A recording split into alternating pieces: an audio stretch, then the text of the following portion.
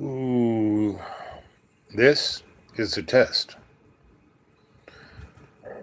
If this was a real emergency, my green shirt would turn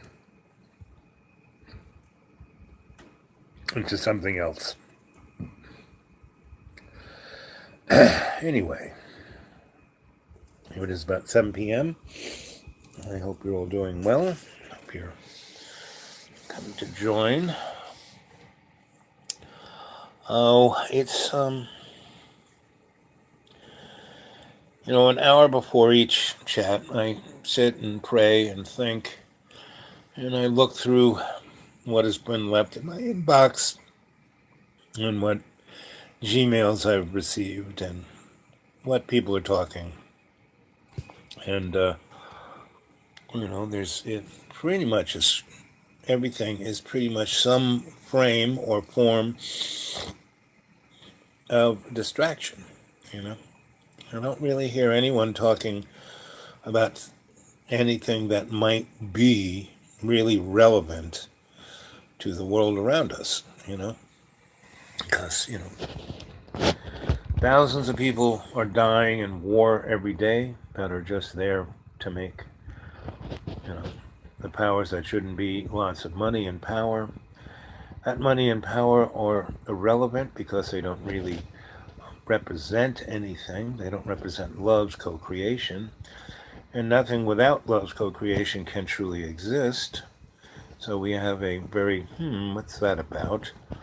Um, there are a lot of really things that occur right in front of everyone's face, and no one's talking about it. And when they even scratch the surface of it, they try to scare you to death or give you a conspiracy theory or any of the above, and all propaganda, as Nietzsche said, and so did Goebbels say, and Freud, and Freud's nephew, who helped start the Tavistock Institute, which you guys should go check that out because that is the beginning of mind control in the 20th century. I mean, they've had it all the way back forever because that's what, basically everyone who's a mud puppet is being mind controlled, right? And who's doing that but some frame of an alien representation, I mean, and do we even talk, and if you bring that subject up, you are castigated by the blackbird. The blackbird is the powers that shouldn't be control of the mass media. So any of these subjects that should be talked about, you know, when I say mass media, not just TV or the internet or radio or movies, I'm talking about textbooks and everything published and anything that's out there in the reference point of view, newspapers, magazines. Um, this is all controlled by Blackbird. Forever slaves. That's right. Sarah, good to see you, girl. I'm glad you got on the beginning end. And Mr. Young, yes, welcome home, both of you. And so tonight's little ramble, I would love to hear from you of what your experiences are. You know, what things are in your worldview that you think are important but don't get covered at all. What dynamic of that. And as we go into that, we will start again going into our Akashic field. And we now have 3 doors to go through, you know, your personal sanctuary of your own choosing. Hey, Rab, good to see you, buddy. Family's, you know, cluing up and queuing up, I guess is the word. And we went to Fairyland, and out of the fireplace came the old crone, and also the tea um, house woman is a guide for us, whichever one you want to take, and then going to the event Horizon of Death. Santa, Saint Nick, took us through that last night. And so that leaves us 6 stores to explore. And I would love to hear your insights on what you think those other doors are and where we might go next. Yes, the lemon truffle. They were pretty good. Life and foot, but that lemon taste like sticks to the roof of your mouth. Good. Mm. So, again, the things that seem to be, Nikola Tesla discovered free, unified field theory, electricity, time travel, healing of all disease, Wilhelm Reich. There have been so many great inventors, that are unsounded, unknown. Their brilliance has been taken. Their discoveries have been stolen and hidden. That Steven Spielberg, the movie of, the first one, where he goes and finds the Ark of the Covenant, and after fighting off the Nazis, he brings it back to the CIA, whoever, and all they do is put it in a wooden box and stick it in a warehouse. Third Encounters. So what do you think, Mr. Young, of Third Encounters? What's your experience of Third Encounters? What do you think they represent? And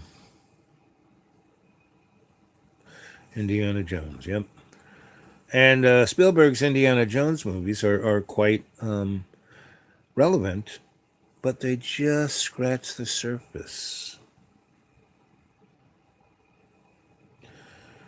Oh, so you've been taken on board, you have gone to their planet, you've broke bread with them, you've talked to them, you've gotten insights. So tell us your insights. What's your view on the fourth and fifth? Okay. What did you experience? How did you feel? Were you conscious the whole time?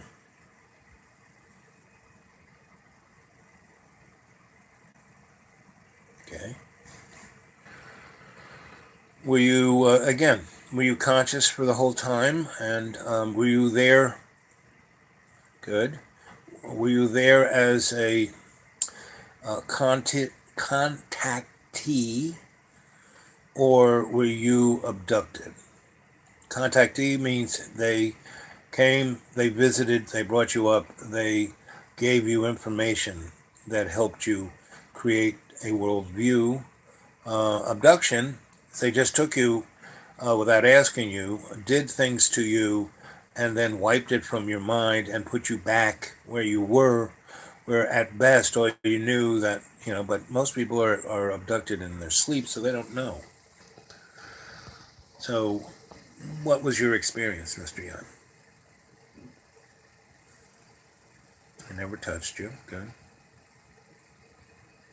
You were conscious the whole time. And let's see. Seen them? Your room?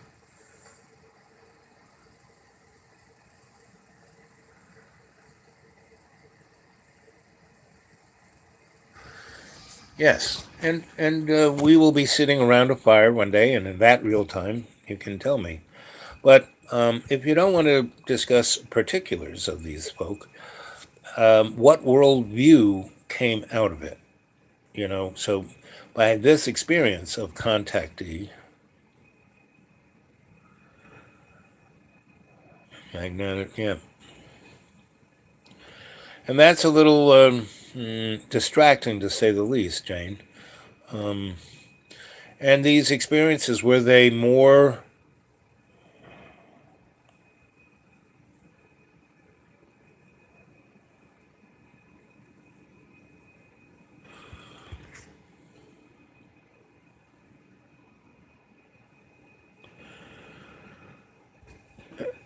75. Yeah.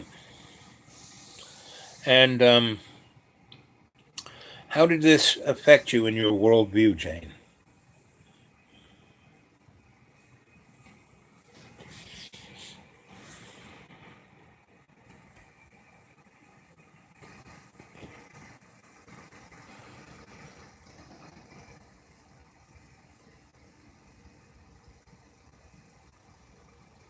Okay, so you were given insights into how the mass of humanity is being led down the primrose path, lied to.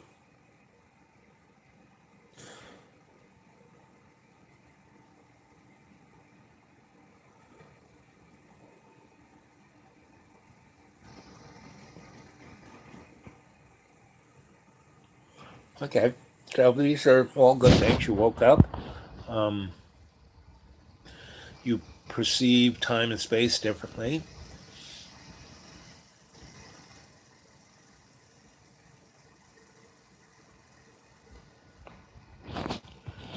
And what pleased and displeased them.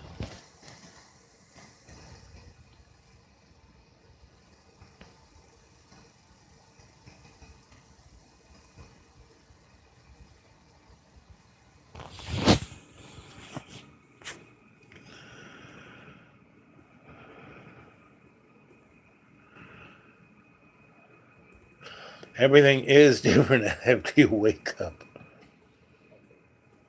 Spoke telepathically. Tell the world. What did they want you to tell the world?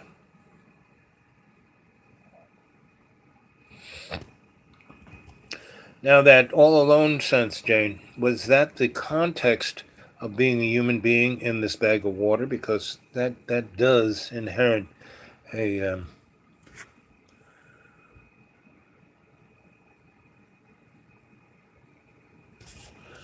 well, you're here with friends, Mr. Young, and nothing. Come on, we went through the event horizon of death. We went to the fairyland. You've seen your own sanctuary. We're not. Yes, inside out. And now when you come from a context of a world that is an illusion, as the one we live in, inside out has almost irrelevant, because inside out, no, it's there's truth and not truth, illusion and reality, love and everything else that doesn't exist, So you were given a heads up on what love is rather than the illusion.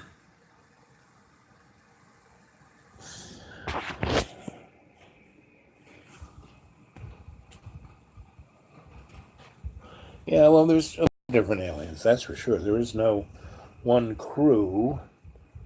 And, there's also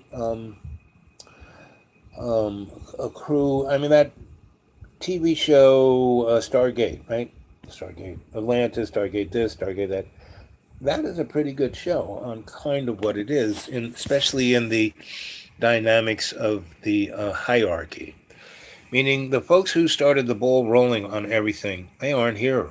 They're somewhere else. The elders, the whatever, right? Maybe you could call them the archons, but that doesn't even fit. Everybody else who's, kind of showed up in the last million years are, cousins, their technology may be way ahead of ours, uh, based on the true story. Yep. Passed out, woke up in another universe. Well, how do you get from one universe to another unless not through a starship, that's for sure, but through some kind of wormhole, right? So you woke up, and then what'd you see? Let's see, the very first one is the.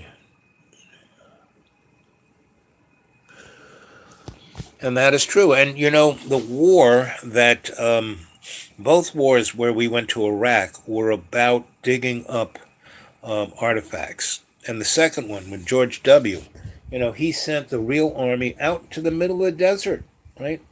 And the other part of the Fifth Army went into Baghdad. And did they go after Saddam or nobody? They went straight to the museum and took all the keys.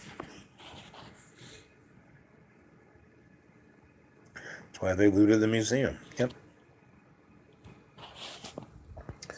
So when you have these experiences, stuff that the average person, no matter how many times they've been abducted, if they're put back asleep and they don't really realize what happened to them, they kind of kid themselves. And most people want to kid themselves. They don't want to wake up. Hey, buddy. Always good to see you. We're in an interesting conversation. Go thumb through the chat and jump in where you can.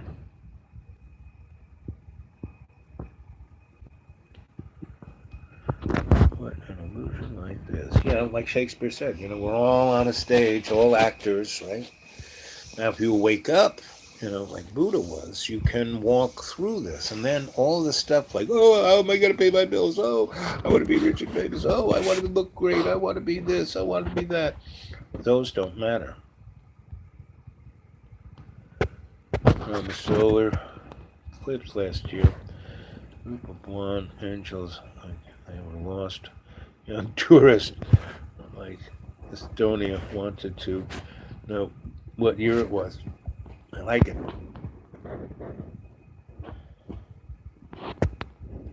Okay. Yeah, we're on a stream here, so it's just listen a little bit and catch the drift. Come on.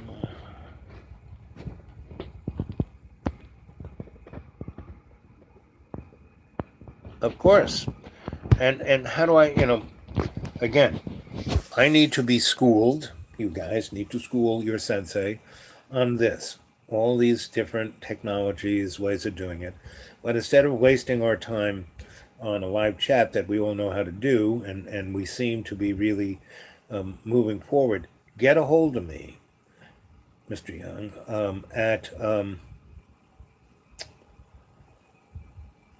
thedudeawake42 at Gmail, right?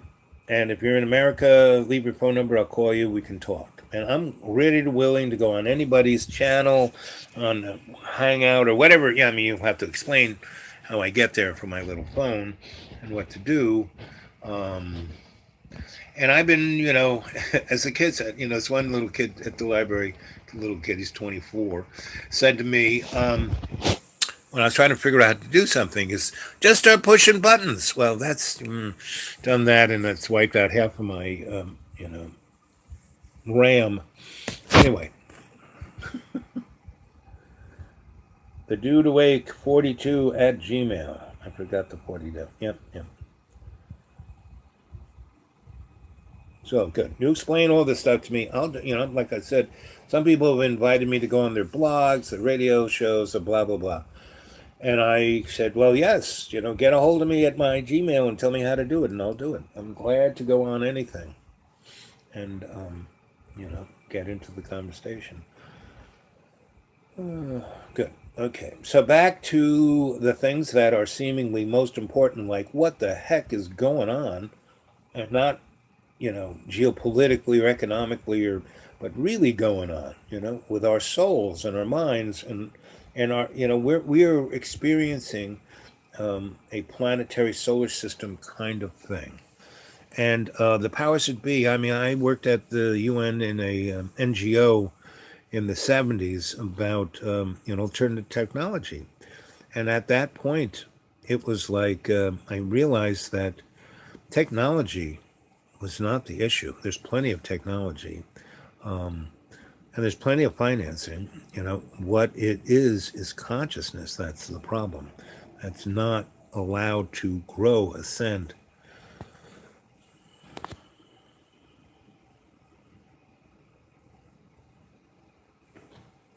Oh, your buddies with Joseph Farrell. I love his books. He's quite the historian and a scholar. And I love his cowboy hats. Anyway.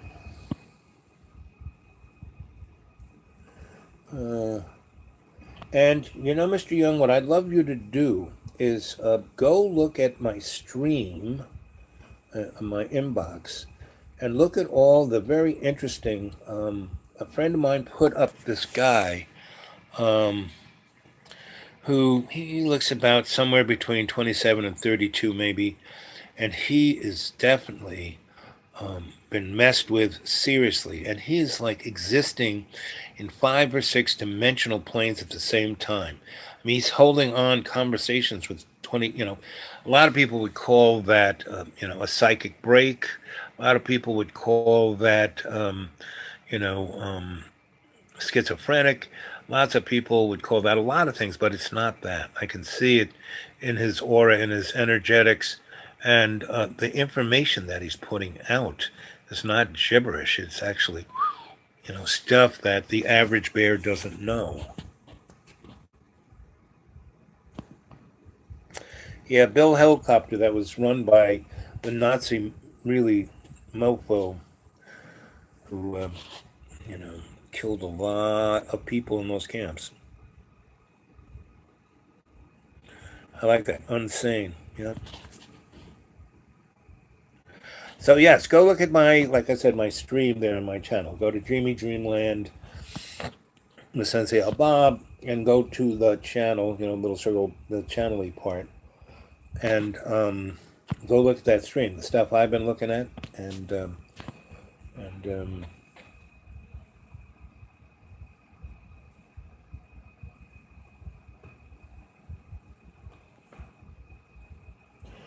yeah, Dan's an interesting guy. I know him and John Belushi, and they were in my neighborhood down on Duane Street when they did SNL in the '70s, and he was an interesting. The Raccoon Lounge was quite the fun place.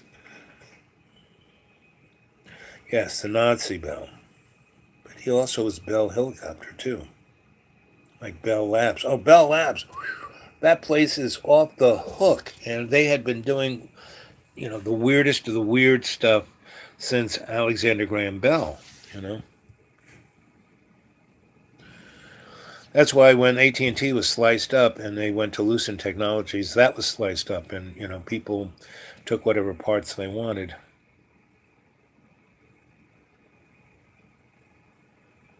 Yeah, I mean, most people come, who are that interesting, have a very diverse family line lineage.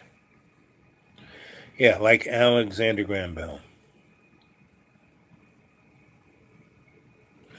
Yes, not to confuse with the D Glocka. Yep, yep. So okay, Twitch. Again, this is as I was telling Buddy, this is a stream, so you can go swim it. You just stay in one place and it'll flow right by you. You'll catch the drift. Mm. Yes, we need to talk again along that stream I had. There was a really good YouTube about Bell Labs and really the weird ass shit that they did. And they were there before the national labs, and DARPA and national labs were kind of an offshoot of Bell Labs because AT&T and Bell Labs were the first progenitors of high tech through space time continuum, meaning people were dropping things off on their front door and they're going, "Ooh, what's this?" And that's another interesting question. Now, if these guys, the aliens per se, are so cool, so high tech, they can get here from other galaxies. Why would they have a automobile crash in New Mexico? They did it to leave us a few little cues like, here, look at this thing. It's called a semiconductor. Oh, by the way, here's some fiber optic stuff, and here's some other really groovy things. There's a book by Colonel Philip Corso called The Day After Roswell, which is quite good. Whether he's lying or telling the truth, if you go look at his record, it kind of leads up to the fact that, yeah, this guy was kind of right in there, right in the middle, right? And that's how you figure things out. If you can trace people's presence when things were going on, well, then what they're telling you is probably right on. Overside Ridge Road from Scotland. Yeah, and Scotland's a ley line.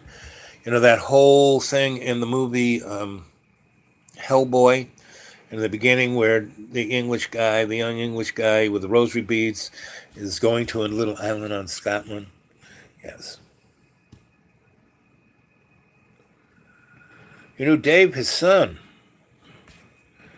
Yeah. Mr. Young, you know a lot of folk.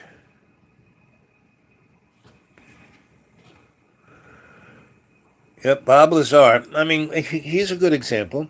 He's a guy, if you look at where he was, what he was doing, his timeline, you can say, and he mentioned certain things like 16, 17, 18 years before people say, oh, yeah, that's what it is. So Bob Lazar, I would have to say, he's kind of telling the truth. Yeah, Hellboy is a great film. And I love the fact within the whole film, you've got all of the the stuff of Greek's love, pathos, but every 15 minutes there's a little scenario where they're usually walking someplace. The old guy and the new young kid who's supposed to watch out, be his younger brother to look out for him. And the old guy is telling him about a history that the young guy had no idea, like Hitler died in 63 and the spear of destiny was taken, blah blah blah.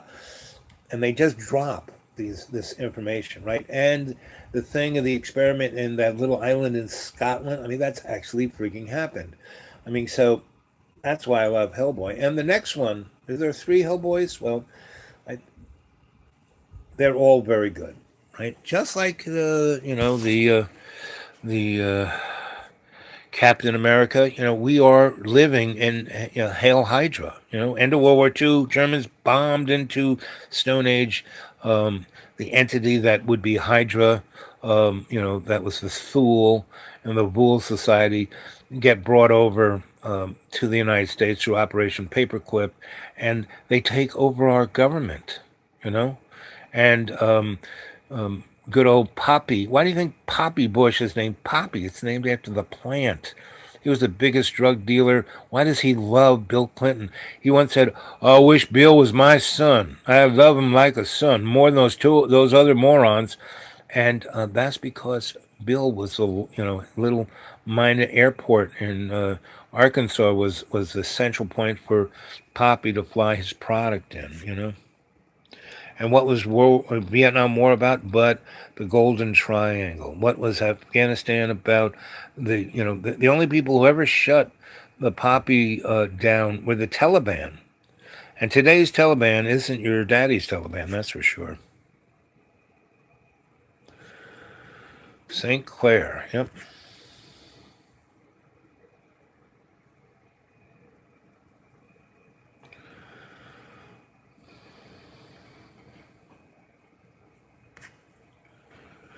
And the opioid crisis here today. Yes, thanks to all of Big Pharma. I was in a university, and I did a statistical analysis of that product in 1980. And I said, this is going to be I wrote a paper on, forget this. And unless you want to totally addict this will make the heroin addictions of the Vietnam War look like nothing.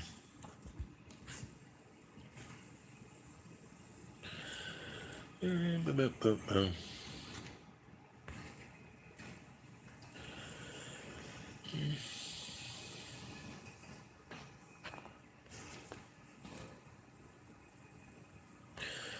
the German drug methadone is called L-dopamine, and it's an opiate that is synthetic, that once it gets into the neural receptors, you're addicted for life, period. And the only thing to do is take other opiates to not do it. And then get you stoned, it just drives you nuts if you don't get your shot.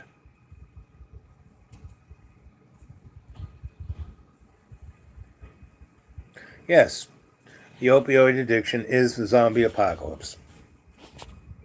Shut down the methadone clinics for a week. You got it. For life. For life. There's no way of getting it out of that receptor. I mean, there are ways. I mean, there are shamanic ways. There are chemical ways. There is a point right here that if you put an earring, just a stud there, it's an acupuncture point, and it takes away addiction to opiates. The chemical one, the emotional one, the psychic one, it's a little harder.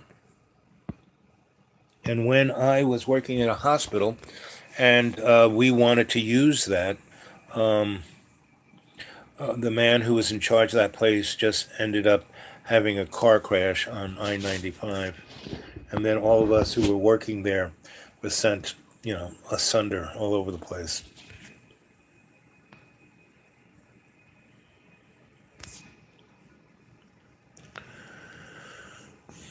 I mean, there are lots of simple healings, but I mean, like I said, Wilhelm Reich with orgone energy could heal anything. Yep, drugs plus MK Ultra. Yep, and TV and et al. Well, Mr. Young, don't take methadone. Good. You got Wilhelm. Then talk to us about Wilhelm Reich's work.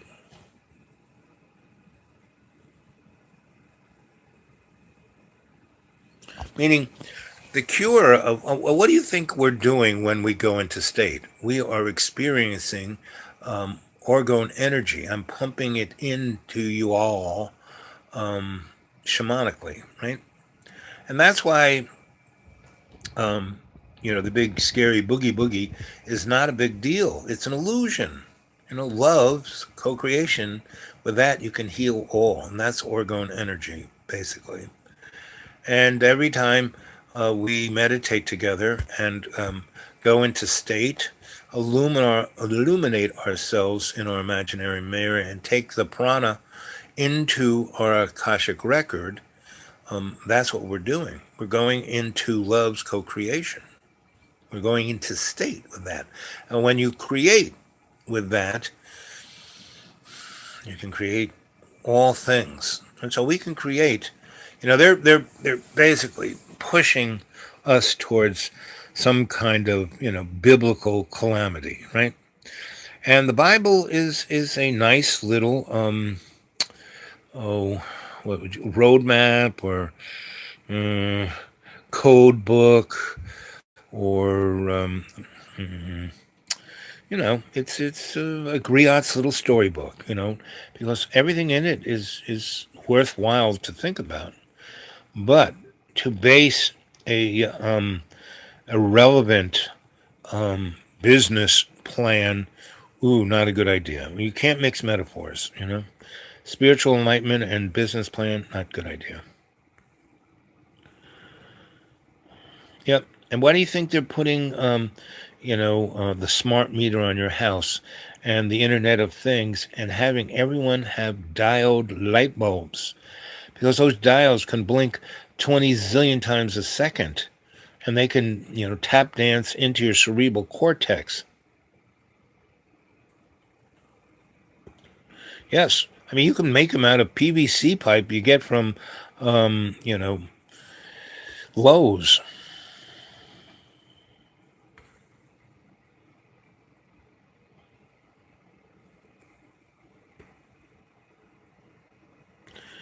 How can a PVC, pyramid be dangerous? How can cardboard and wool and, plywood be dangerous? I don't think so.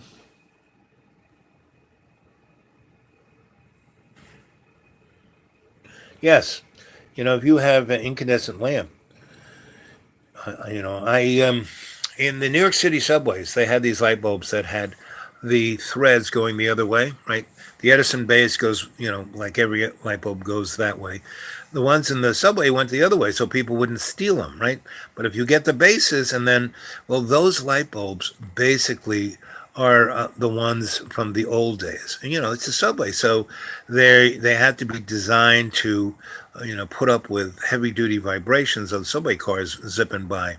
So, I remember taking a few of those, and I had the bases. I mean, I kind of worked, in the subways at one little station of my life. And, yeah, people took those light bulbs home all the time. And they lasted forever. And I still had a few left over up until I went homeless and everything went asunder.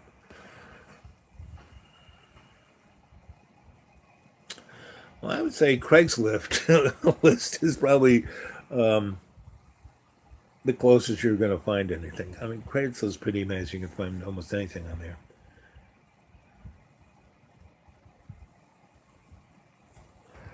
Let's see.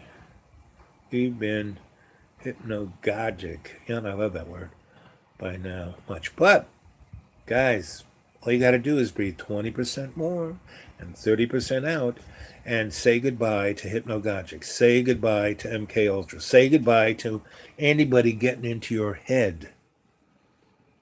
It just takes a little practice, and really breathing 20% more in and breathing out 30. That's really, I mean, I used to teach corporate people this, and it's so difficult. I mean, no.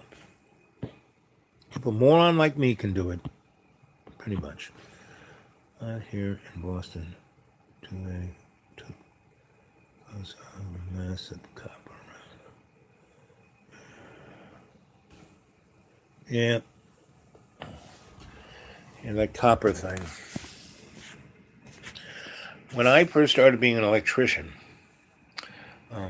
250 feet of 12 tube BX cost $7. Now it's $150, give or take. They don't even make BX anymore. It's all MC. A lot lighter.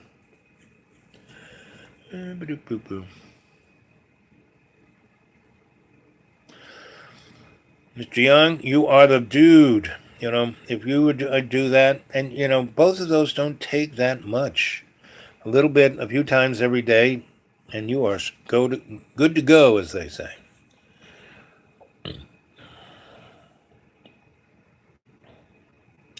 And Tai Chi, some, studied with the masters. And I, from between the ages of 14 to 27, I was an aesthetic. I was like, wearing the orange robe and the beads, and the shaved head, the whole thing. That's every day and every way I was doing that. But, I was working as artist, electrician, shaman, healer, wearing jeans and a Hawaiian shirt. But I did Tai Chi 5, 6 times a day. Did the form, the seven parts of the form. But as years went on, all I do now, and I get the same energetics out of it, is the step and sweep.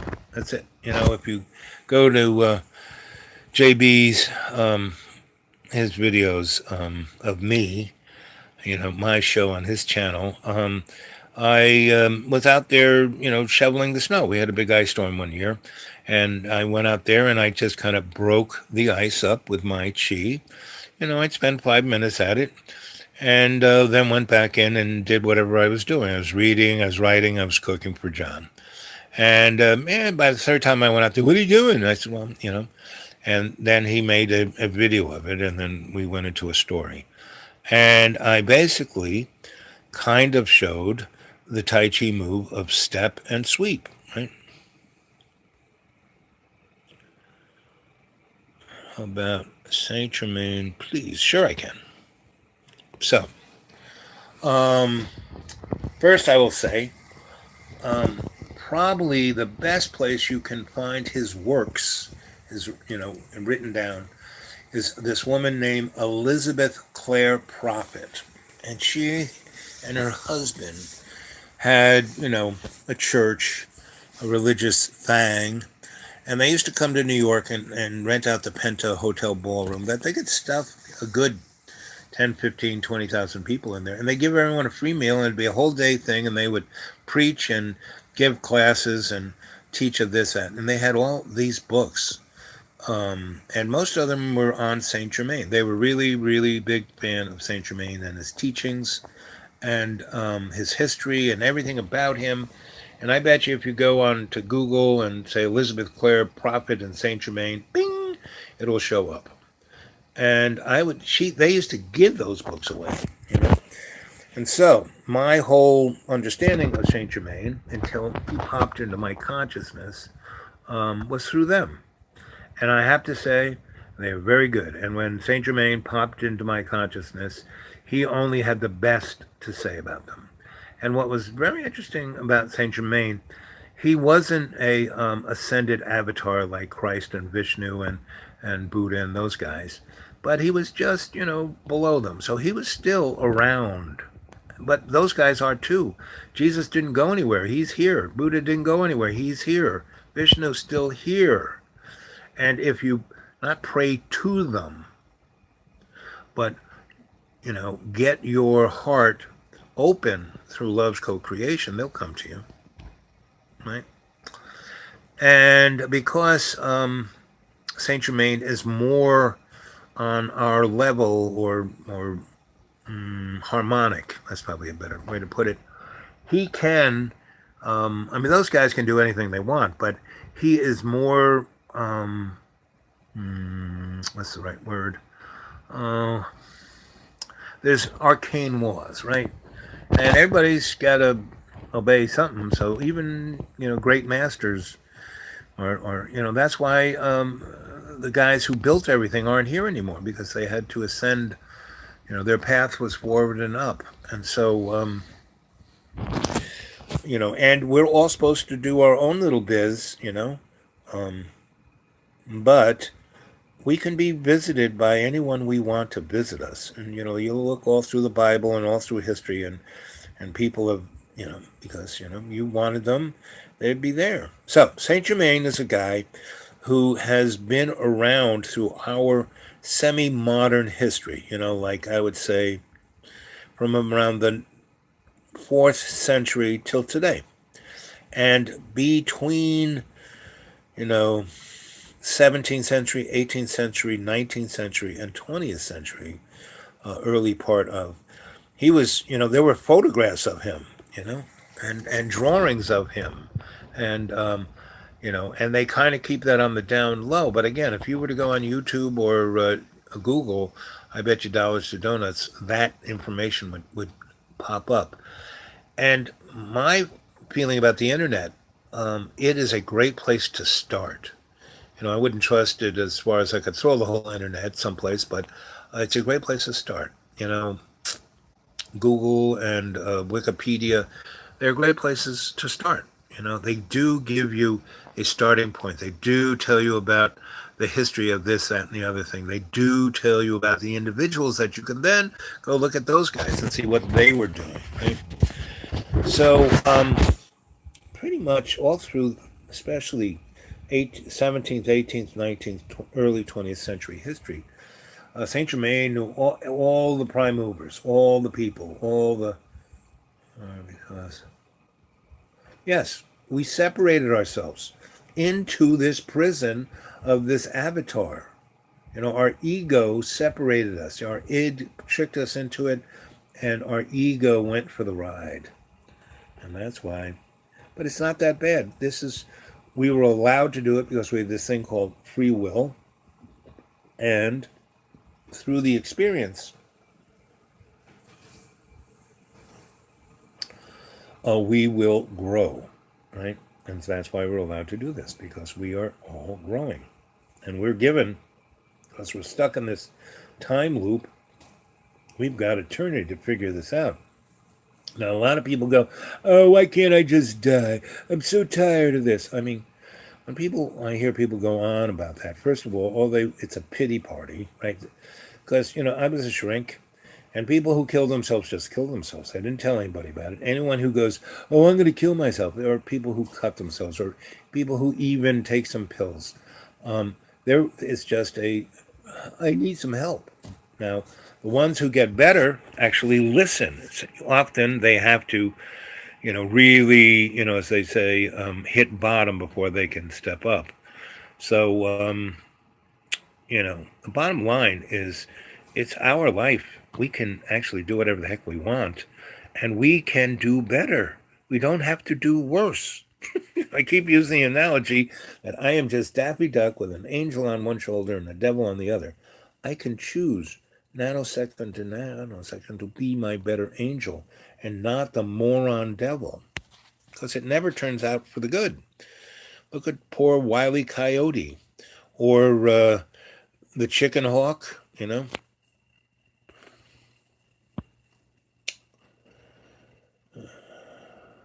Yep, the Matrix. Yes, these are all good. Well, because we're morons. You know, we can I mean, even your sensei Al Bob is a moron, you know? I I am just here. What makes me happy is to make others happy. What helps me is when I help others. So majority of the time I do that, but I told you the story about a couple of weeks ago when I got a speeding ticket. I was a friggin' moron. The universe put me down the wrong road. I mean, it was just a different road, not the same road, but I was so habituated to going the same way. I turned all the way around. I could have stayed on that road and got to where I had to go. I might have had to go through one more light, or it took me a few more minutes, but no. I turned around and went down that road, and the road that the universe had me not turn, that I habitually turn at, um, it was a speed trap that day. I got speeding, and so for whatever that cost me, it's cheap because it's like, duh, Homer Simpson. I now won't speed, right, until I do it the next time, but I'm more aware of it, right? And when the synchronistic moment where I pass my habitual moment and go someplace else, instead of turning around and going down my habitual moment, I will go, oh, I'm supposed to go down this way. I'm going to go down this way. I mean, I will be awake. And the other one is I will be more observant because he was right there. I just zipped right by him because normally there's nobody there, but he could have only been one spot, and I was coming down a hill. So, of course, you're going to speed going down a hill if you're not thinking about keeping your foot on the brake. And everybody else goes, instead of the speed limit, they go 10, 15, 20 miles over it. He was just there. And so when he pulled me over, I was really nice to him. And he saw that I was from another state. And I said, I have no idea where I am. I didn't know, didn't see, and I put my hand out. We shook hands. We talked for a little bit. He made the quip that I look like Santa Claus. I said, yeah, you're right. It's that time of year. Anyway, he chuckled, and he went. He said, "Can I have your license?" And yeah, okay. Once they take your license, you're getting the ticket, no matter what you say. Anyway, he came back. He says, "It's just signed here. It's not saying that you're guilty. You can go to court if you want. And if you do, I'll come, and I'll say what a good guy you are, and Anyway, but that's in 4 months from now, and what am I going to be doing? No, I'll just it'll cost me money I don't have, but."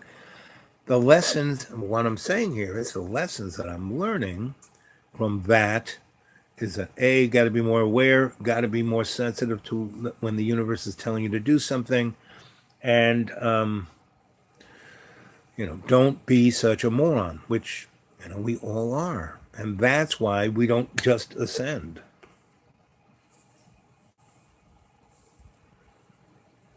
UFO cult. Cali Beach area.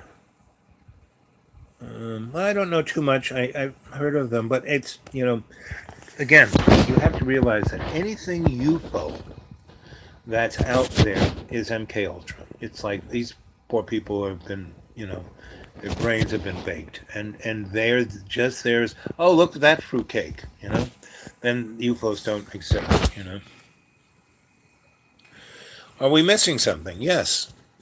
The more we meditate, learn to step and sweep with Tai Chi, become aware, like Buddha says, Buddha's awake on the side of the road. The traveler goes, wow, that must be God. He goes over him like a stupid moron. He goes, are you God? And Buddha goes, no. Well, what are you? And Buddha says, I'm awake. And that's all Buddha was. He was awake to it all. And that's why he ascended in that lifetime. Because he spent his whole life being aware to what was going on and, creating in his art form, co-creating with love's co-creation, he as the artist in the first person. So he was at it 100%. All great folk who do amazing things, they ascend, you know.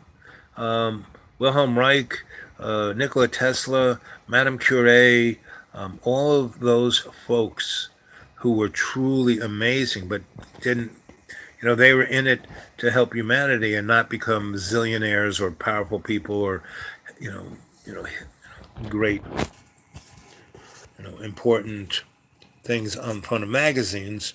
They ascended. The others were thrown back in the wash and rinse of the karmic wheel. How many mentally ill people do you believe were? Quite a few. Canada. I mean, every country that. I mean, we live in a transnational state, not in nation states. And again, it has to do with, I keep calling it the power that shouldn't be, or the hidden hand. Now, these are the most obvious. There is a power structure that rules this planet, the solar system, this time belt, and the only thing that can truly that they can't break through, because they can go right into your head and read everything in it and twist it around and tell you that up is down and down is up and black is white. But love's co-creation, they can't get through that.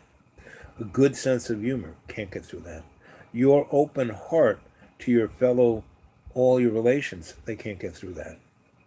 And they can't even tie their shoelaces. Meaning, if you want to see, so that what have they been doing with abductees but stealing biological material so they can make hybrids, right? And that's how they plan to take over the freaking world. Is like, just replace us. They got loads of time. So instead of like trying to attack us, they just replace us, right? Movie The Body Snatchers. I mean, that's they're just telling us what they're doing. How do we open our third eye? Okay. First off, I'm going to open up your third eye. So we've been at this now for 52 minutes and 43 seconds. We'll wait till 52 minutes and 52 seconds, and we will start a meditative thing where I'm going to open up your third eye. And not per se me open up your third eye, but you will be opening up your third eye. I'm just here to help you along, okay? Detox, yep, that's a meditation, yep. We are the special, because we're such morons, we actually have a soul that's uncontaminated. That's why one of the things that happened when we chose to separate ourselves into these avatars is that our soul is...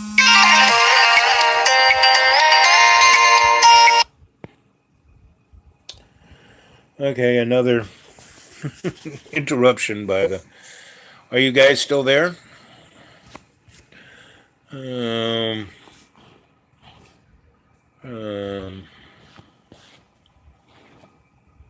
Here? Okay. Yes? Okay, good. Okay.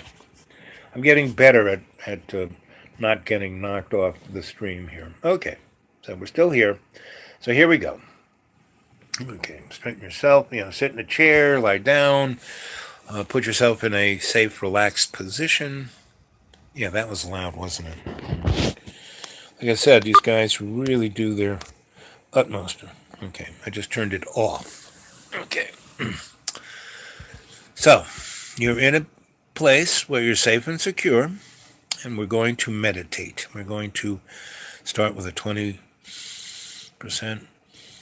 breath in and out.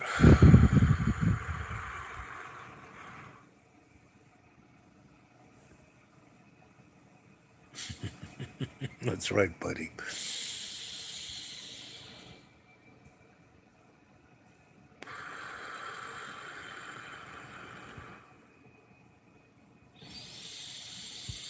I'm going to count from 1 to 3, and as I do, you're going to go into a deep, deep, deep state of conscious relaxation, where your conscious mind is totally focused on your breath, and this process will close down the squirrel in your brain.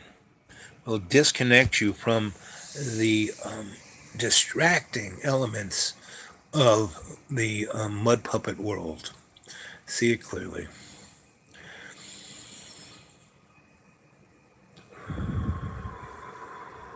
One, you're in a deep, deep, deep state of relaxation, going deeper and deeper. Your conscious mind is now totally focused on your breath. And I'm going to say the Lord's Prayer right now to put a shield of protection around all of us. And again, this prayer is ancient. It's nothing to do with Christianity. Our Father, who art in heaven, hallowed be thy name. Thy kingdom come, thy will be done on earth as is in heaven. And give us this day our daily bread, and forgive us our trespasses as we forgive those who trespass against us. And lead us not into temptation, but deliver us from evil, as it was in the beginning, is now, ever shall be, world without Amen. Hope. And Hail Mary, full of grace, the Lord is with thee. Blessed art thou amongst women, blessed is the fruit of thy womb, Jesus. Holy Mary, Mother of God, pray for us sinners now and the hour of death. Amen. And in every day and every way, we will take the peace of the earth and make it stronger by co-creating it with love. And one, you're in a deep, deep, deep state of relaxation, going deeper and deeper. Your conscious mind is totally focused on your breath. You are no longer conscious of your avatar, your body, or where you are, but you're safe and secure, and all I have to do is snap my fingers, and you'll be right back into your avatar. But now, you are standing in front of your imaginary mirror. That's your eyelids, where you dream, where you have REM sleep, and you see white light all around you, right? And I want you to take that white light and focus it through your mind into your subconscious mind. And now that white light is the prana, the life force of the universe. And you breathe it in. And then you breathe out the waste product of your body. And in your imaginary mirror, as you are funneling that white light into your subconscious, you see that white light focusing into your lungs, and your heart pumping blood through your lungs and taking that white light, that prana, to every cell of your body. See it clearly.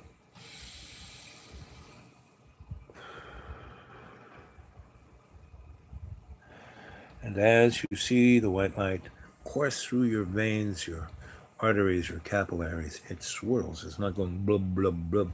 It swirls around the walls of your veins, arteries, and capillaries. And inside that swirl, there's another swirl going the opposite way, counterclockwise. And inside that, there's another swirl going clockwise. And what that is doing is creating an electromagnetic force in every cell. And you see in your imaginary mirror, in that white light that you are transducing into your subconscious mind, you see your cells, and you see the energetics of your cell, and that's the shamanic power force that is a shield around your aura, a shield around your avatar, and see that cellular energetics, and that's what orgone energy affects you. See that clearly. And when you shield it with your auric energy of the shamanic field of the energy of the universe, the healing energy of the prana, you are bringing yourself shamanically into your Akashic record. And you're walking into your library right now, and in front of you is your reading table, your reading chair. It's being illuminated from above, that white light, and your librarian is to your left, and to the left of your librarian is your animal totem, and to the left of your animal totem is your guardian angel. You walk over to your table, you sit down, your librarian brings you your Akashic record, you open it up, and you put both your hands, your right hand on the right page, your left hand on the left page, and you push yourself up, still leaning on your Akashic record. And I want you to visualize you're putting every bit of anger, fear, hate, distrust of the illusion of your avatar mud puppet life into that book. Anything that happened to you today, any people saying something mean to you, anything of that level, someone took your parking spot, anything that got you angry, put it in the book now. Close the cover, boom. And now you have been illuminated yourself inside out. And whatever that weight of that anger, fear, and hate is no longer in you. There's not a smidge of it. It's all in your Akashic record, which you can go back and look at and get a perspective. Oh, that's why that happened. Oh, that's no big deal. Oh, that poor person said that mean thing. It's only because that's how they feel about themselves. And every day, in every way, if you can take every experience, positive and negative, and put it in the Akashic record and go back and look at it and put it into context to the rest of your soul's experience. You want to ascend? That's how you ascend. That's how you start to open your third eye. Okay? So, you're standing and you're facing the eternal flame in the fireplace of the universe, right? And you look in that gigantic fireplace, big hearth, and all those stones are Akashic records, they're books. And the flame is this bluish flame that's lapping, and inside it is this white thread, and inside that white thread is a golden stream. And that is the energy that motivates, manifests everything that is your consciousness into your avatar. The rest is just like me wanting to turn left at that road, right? Is habitual activities. But the thing that is who you are, your consciousness, is that golden thread. See it clearly. And 2, you're in a deep, deep, deep state of relaxation. Your conscious mind is totally focused on your breath. You have left your body. You have illuminated yourself in your imaginary mirror. You've taken that white light of the prana life force all around you, and you have energized your whole body. You have created an electromagnetic force through the swirls of your iron-rich blood, and you have enhanced the shielding of every cell in your body, which will create ease and will block dis-ease from entering your body. See that clearly.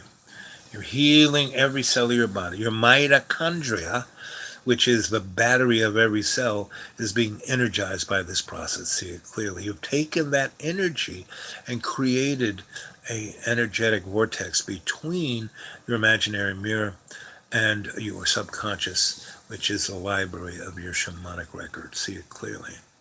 You're standing now with both your hands on your Akashic record, and the cover is closed, and all negative energy has been transferred from your sensory emotion into the book. And you now feel light, clear. You feel that sense of love's co-creation just oozing through every corpuscle, cell, mitochondria of your existence. See it clearly. And out of the fireplace comes Saint Germain. See him clearly. Look at him right in the eyes. Remember what he looks like, what he's wearing, what his face, his hair, everything about him, his height, the glow that's around him, the halo that's around him. See it clearly. Again, another guide, You have the old crone, the tea girl, Santa Claus, and now Saint Germain. Now Saint Germain comes over to you and takes his finger and he carefully places it on your third eye, and you have a taste of sweet butter at the roof of your mouth. You have a scent of a buttery plus a beautiful flower plus new grown cut grass plus rain. All those smells, bread, all those smells go into your hippocampus, and it opens up your third eye, and it explodes, and it covers your cranium and your whole skull cap, and goes to every cell in your brain. And your brain is simply the Rolodex of your experiences, you know? But it brings up memories. And when your third eye opens up, you see memories, not just from, and you're not just seeing them, you're feeling them, you're tasting them, you're smelling them, the touch of them. I want you to just flip through that Rolodex of memories. See it clearly.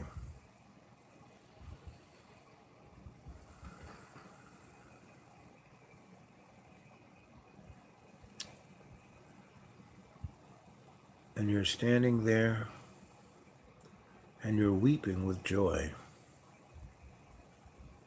You're weeping with a experience of love that you've never felt before.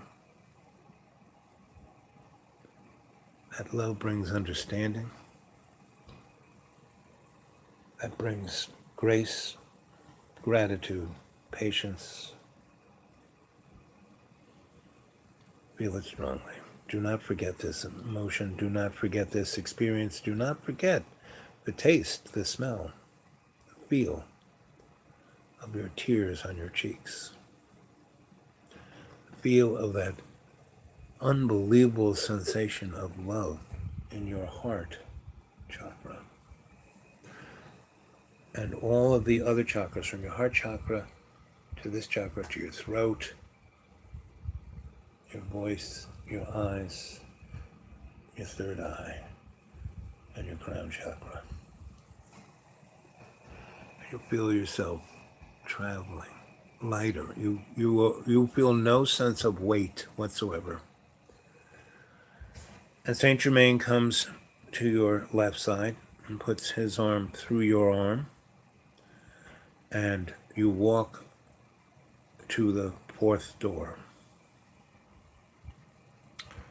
And the fourth door is the door of mystery and truth, of love's co-creation. This is where you see all of the mysteries and truth of all dimensions, how to travel through them, what they mean, how you're connected to them, what your job is, what you're here to serve, what you're here to do. You know, like all our relations, our winged ones, our furred ones, our scaled ones, our insect ones, they all have a job to do, a reason for being here. Humans, we're the only ones in the nearby neighborhood that's totally lost. That's why we're morons. We're totally lost. When we separated ourselves from the Great Link, we never stopped being part of all our relations. We just lost our way. Now, the fourth door is the doorway to connect us, to bring us to that time, space, and land that was before our separation, before the Garden of Eden. You know, a time before the ascended old ones who created everything. In the beginning, all things were black or dark. Darkness was all around. You're going to be going into the darkness. And it's not a scary place. And it's not a place, you know, like we've just discovered dark matter. You know, we only can experience through our separated senses, 0.0095% of the universe. The other 99.9905% of the universe is dark matter. So that's where we're going. That's the doorway where Saint Germain is going to take us through. See it clearly. So you're walking up to the door. Saint Germain puts his hand up to the door, and it blacks out.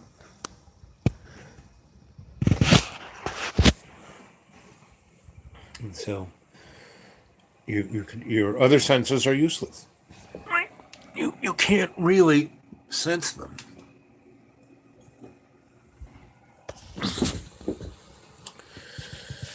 And then you walk through the event horizon.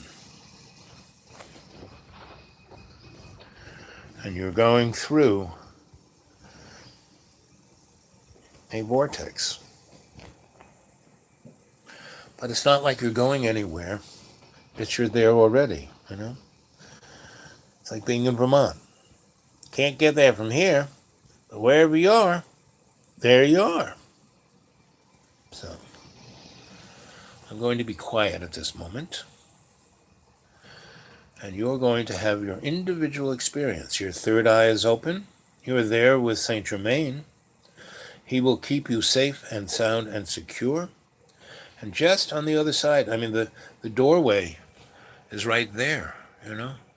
The doorway to your library and your librarian and your guardian, they got your back. They're right there. The back is right there. But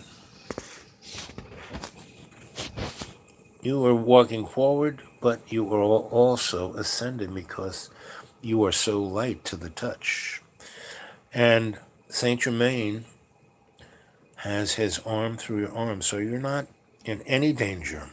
No matter what you see, what you experience, all you can be is enlightened. See it clearly.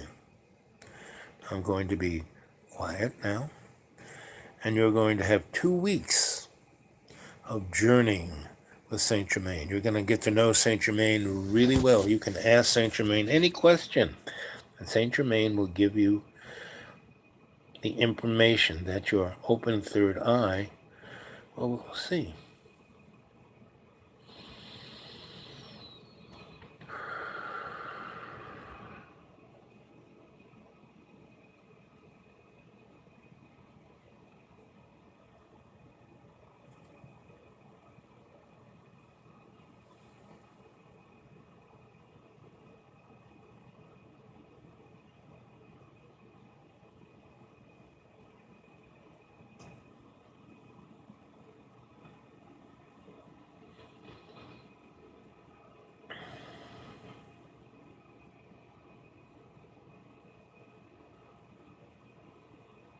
And 3, you're in a deep, deep, deep, deep state of relaxation. Your conscious mind is totally focused on your breath. Your avatar is no longer connected to your consciousness. Your consciousness has traveled into your superconscious mind, which is your sanctuary of your own choosing. It's also in the fairyland. It's also in and has walked through the event horizon of death. And you have gone into that place where your third eye is open. And right now, Saint Germain is with you.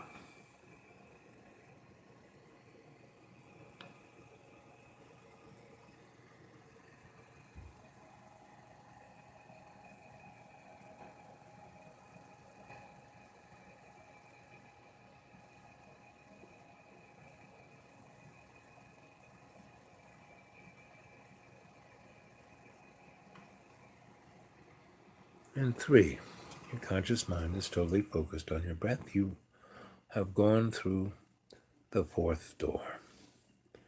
You are there with Saint Germain. It is yours to see. It is yours to understand. This is a place where you will experience yourself. No one is giving it to you. You are being responsible to receive the knowledge that is yours to receive. See it clearly. Going to be quiet again, and you're going to take a nice 3-week vacation with Saint Germain,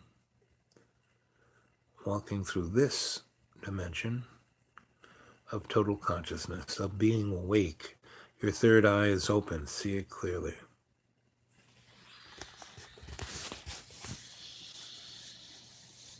You will remember everything you see, and when we come back, we will discuss it. See it clearly.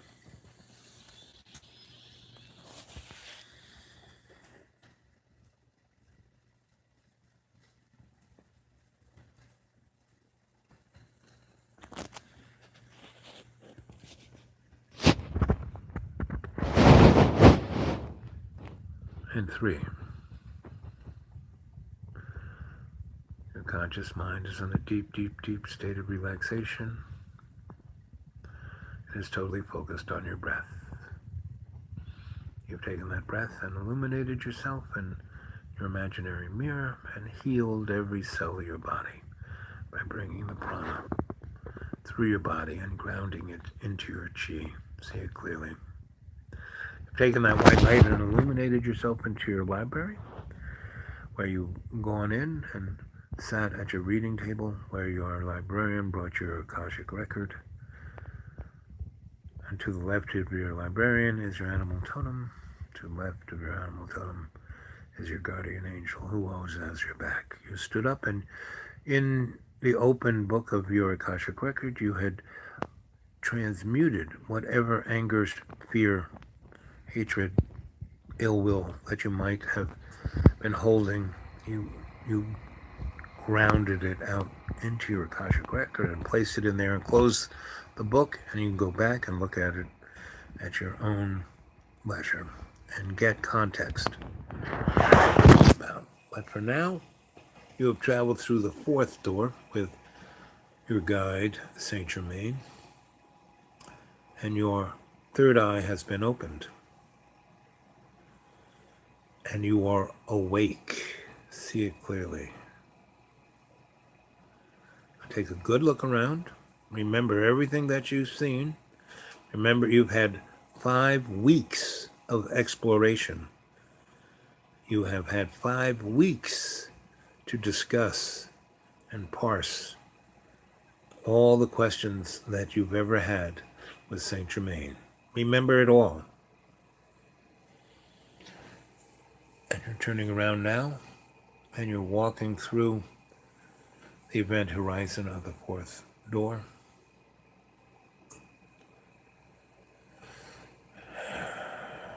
You walk over to your librarian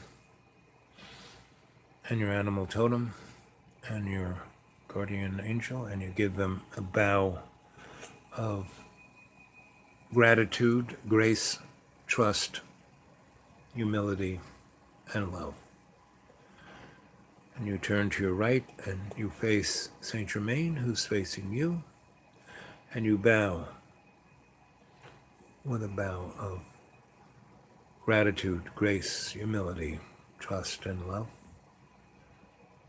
And Saint Germain has a large smile on his face and walks to you and puts his arms around you and hugs you and draws you close to his chest, where you feel the light of his love coming out of his heart and energizing your heart. He touches his forehead to your forehead, and you feel a sharp lightning bolt of totality of love's co-creation into your third eye. And Saint Germain has now placed his soul into your soul. He is your twin flame and always will be. See it clearly. And all other twin flames of Saint Germain, you will see immediately. You'll be walking around day by day and you'll see someone that has that flicker. A comrade, a cadre, one of our soul members. See it clearly. I'm now going to count from 3 to 1. And when I say 1 last time, you'll be right back in your avatar and you will have remembered everything clearly and we can have a nice chat.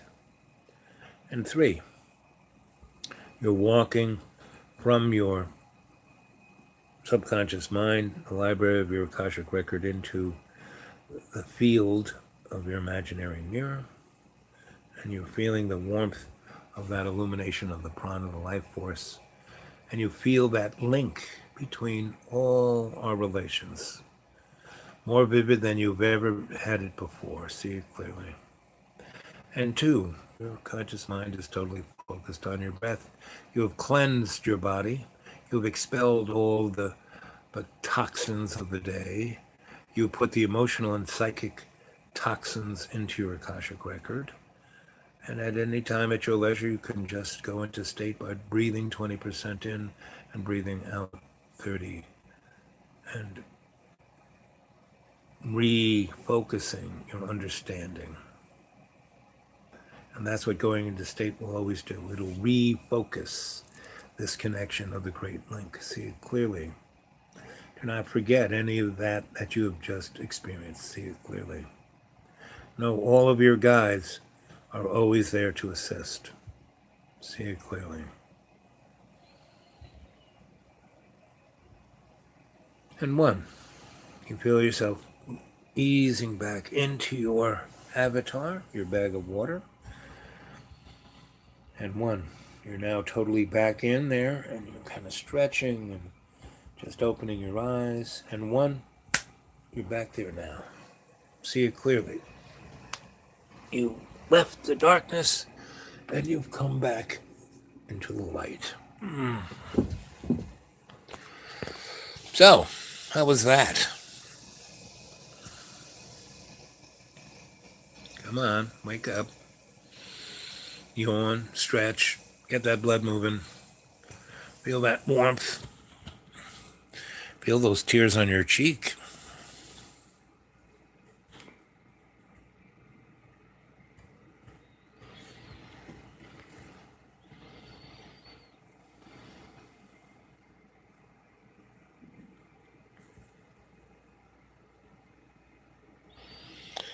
Yep, bliss does feel pretty good. See how it's way more powerful than any illusion you could get lost in? So, what did you feel other than what you're saying? Marion and my guides, truly my best friends. Yep, they are. Along with all your relations and your cadre here, we're all part of that. We are all part of your guides. We represent, we have characteristics as we, especially when we start to sit around the fire, especially when we start to sweat, When we build a sweat lodge together, that'll be fun. So, what was your experience with Saint Germain?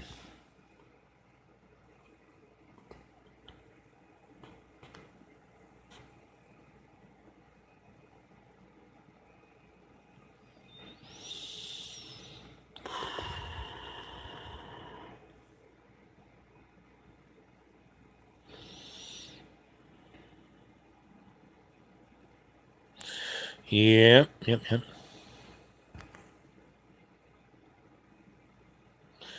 Yes, purple light. And Twitchy,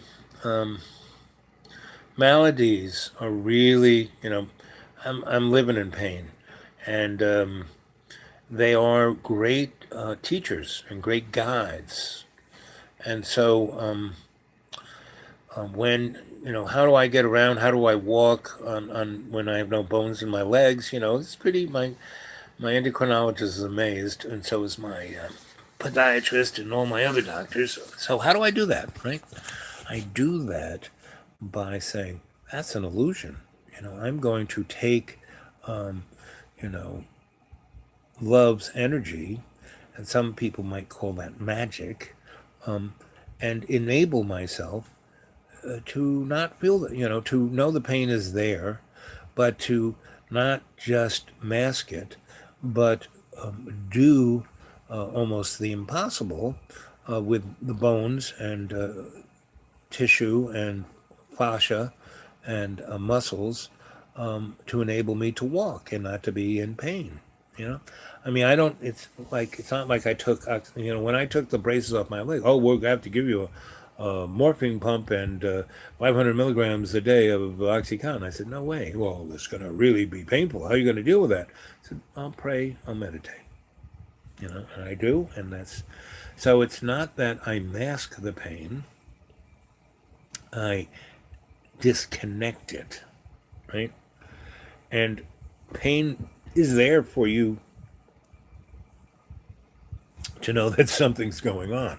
So that's why every morning I wake up to a tremendous amount of pain because, I've gone to sleep, my body is kind of unplugged. And so all the other things that I've kind of set up to, be able to walk and disconnect the pain, so I have to redo that every day. And that's a good thing because it really puts me into a frame where I have to really do some serious meditation, not just And most people, like JB, he doesn't understand. Well, then there's nothing wrong with you. Can't understand because he can't suspend his disbelief. Since she was very calm or a hood, he answered all my questions. Good. It's definitely gotten better. But it's still center of my brain, like an ice pick. Yeah, I know it. But with practice, it makes perfect, right? And you, if anything, you are a disciplined seeker of your true self. You are looking. All of you are ascenders.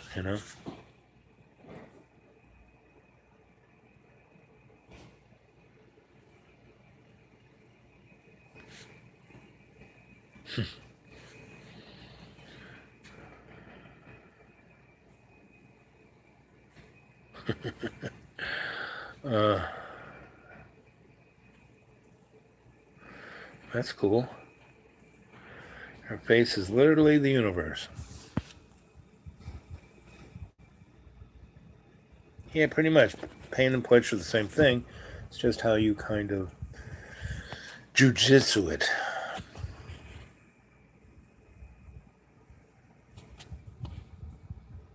Right, exactly. And masturbation during that period of labor is not a bad idea either.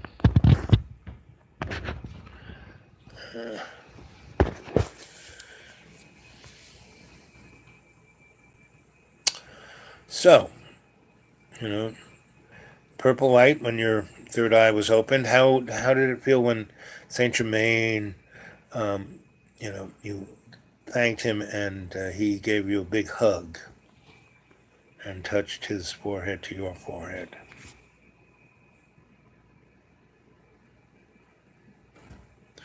He's UV. Probably. Again, you can go back here anytime you want. So, I want to ask you guys a question. I gave the name of the fourth door and the world that you went into. What was it? I only said it once. I didn't repeat it because I wanted you guys to be able to manifest it yourself. I said it once, and I won't say it again, but it'll creep into your consciousness of what it was. But I want it to be your consciousness, not mine. So I didn't repeat it. Just mentioned it once.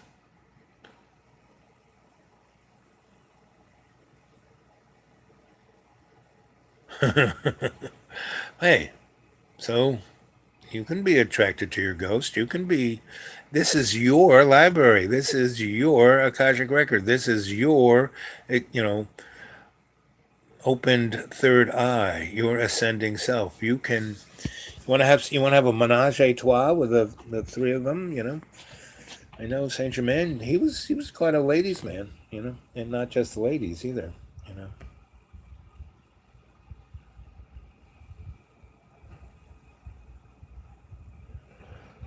Door of Mysteries. Thank you very much. Yep. So, what mysteries did you guys um, perceive?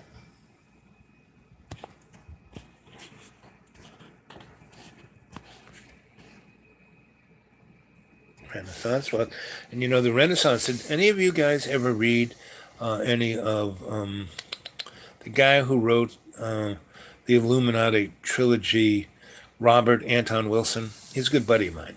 He all these. I lived in this place. It was on the west side of New York, and when all the rich people moved into Soho, there were the 200 or 300 artists of us were given littler lofts in an old phone building called Westbeth. And Robert Anton Wilson had one of those little lofts. And it was great. It was like a community because the ground floor had a theater, a library, and a communal kitchen with a big auditorium. And it was, just great. We all had parties every Friday and salons, and it was just the best, right? And so Robert, was there. I read all his books, and I really loved him. And he had a series of books called "The Widow's Son," and it was all about that period of time of the Renaissance. And Robert is another interesting guy in that he writes these books that are super coded, meaning everything in his books have a second and third and fourth and fifth kind of meaning. He really, I call myself the bard of metaphor. I kind of thought that one up, but he truly is. And the person who truly is the truly bard of metaphor was his wife, because Robert would not have been half the writer he was without her. And she was an Irish crone, a hot mama Irish crone who always looked 28. He was pushing 60. They had been married 40 years, and she still looked 28. And red screaming hair and green. I mean, that's a nice curvy body. That's what I'm attracted to. I'm not the curvy body, but the whole package. And she was brilliant. And she had this, you know, um, textbook, not textbook, but just, a Akashic record mind. And I had loads of fun. We would have word games and blah, blah, blah. And Robert was loads of fun until he drank a bit too much. And me too. That's why I don't drink. I'm not a happy drunk, so I don't drink. Again, it's just me being in the right place at the right time. And that does in most of these times of meeting these people, they hadn't become famous yet, right? And that building was full of amazingly, people who are now amazingly famous. But we were just having a good old time.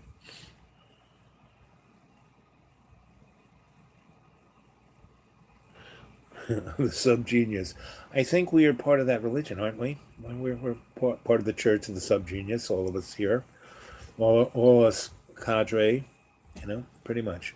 But has anyone read any of that book of uh, uh, The Widow's Son? Because it really is. I like that series book way more than anything else he wrote. And he's also like, I love to do things in a group, meaning I love to write. I love theater because it's a group sport. And and pretty much everybody. It's not the star or the director. It's a really team thing. If everybody isn't in there to win it, it's the guy who wrote it, the director, you name it. Everyone's got to be doing their job to their best, leading by example, and not throwing their ego around. That's when performance really is at its best.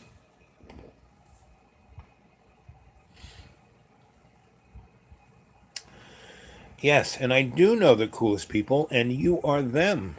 You know, in 10 or 15 years, we'll be saying yes. That was the beginning of the real psychic chats. We weren't kidding around. This was amazing. It wasn't just Sensei Alba. No, he wasn't. We were all doing. We were in it together. The things changed. We were the pebble in the pond making the tsunami. Right? Boy, you're so lucky to have been there. You all guys are. Yeah, and I'm lucky to be here too. We are all guys. You wouldn't be here if you weren't an empath of some kind.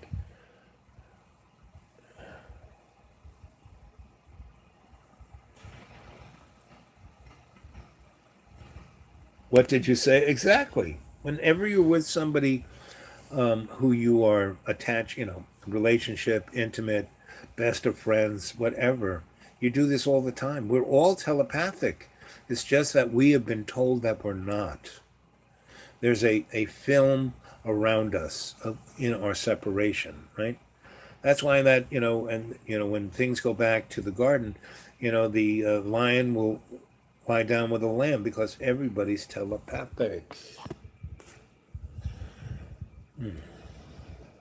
We're the us. That's right.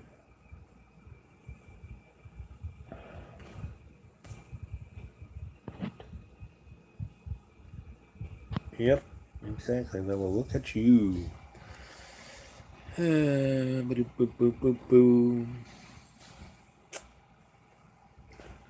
So, what mysteries? You know, Back in the day when I was in Australia, and I was part of this thing called the Circus Oz. So, it was again. This was a great crew of people.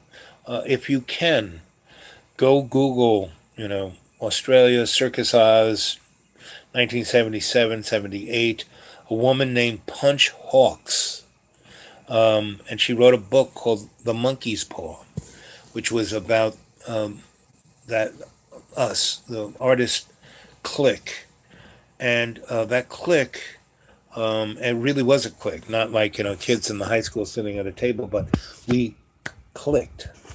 And what was interesting was Australia at the time was so small. All the great artists that the film people, the rock and roll people, the poet people, everybody, they all knew each other. We all ate dinner at each other's. It was like Soho in the '60s, right? And again, they kind of got into things and that best left aside. But Punch was brilliant, and she came up with this whole idea that the thing that would make humanity come back to their best self was through theater. Theater was it, right? So we kind of rejuvenated, remade this thing called the Avant-Garde Theater of Australia.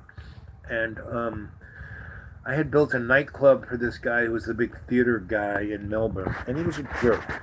And, the casting, he thought the casting couch was his, and he really pushed people around. It was really, and one at a party he was got this poor little person in a corner, and I just stepped up and said, "What are you doing, asshole? Leave this person alone." And I just gave him a cold reading of exactly what an asshole he was, and I just had built him a really nice disco, and I could have been famous there in Australia.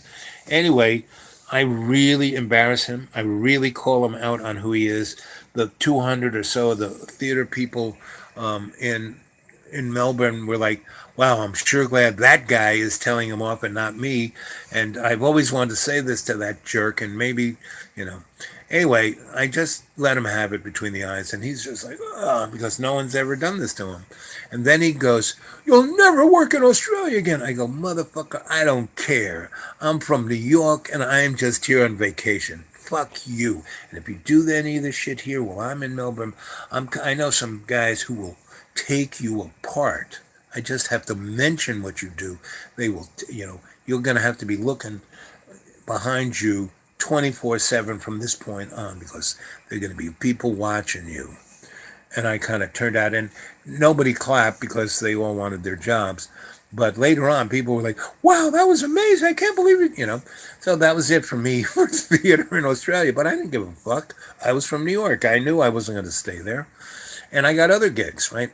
And one of them was to rebuild the avant-garde theater of Australia, and it was supposed to have nothing to do with that asshole. It was supposed to be like PBS, government sponsored, and the enrichment, because Australia was trying to show that it was a cultured place, and because I had a pretty good pedigree of doing that kind of stuff in New York, the guy who was part of their NEA, or the head of that, said, I can get, there's this building over there, and that you did such an amazing one. That guy's, it's a theater, nightclub, amazing place. I mean, can you do that there? I said, yeah, I can do almost anything. So I went in there, and he sent all of the avant-garde artists of that neck of the woods into, and there was, they had administrative people. I don't want to do that kind of shit.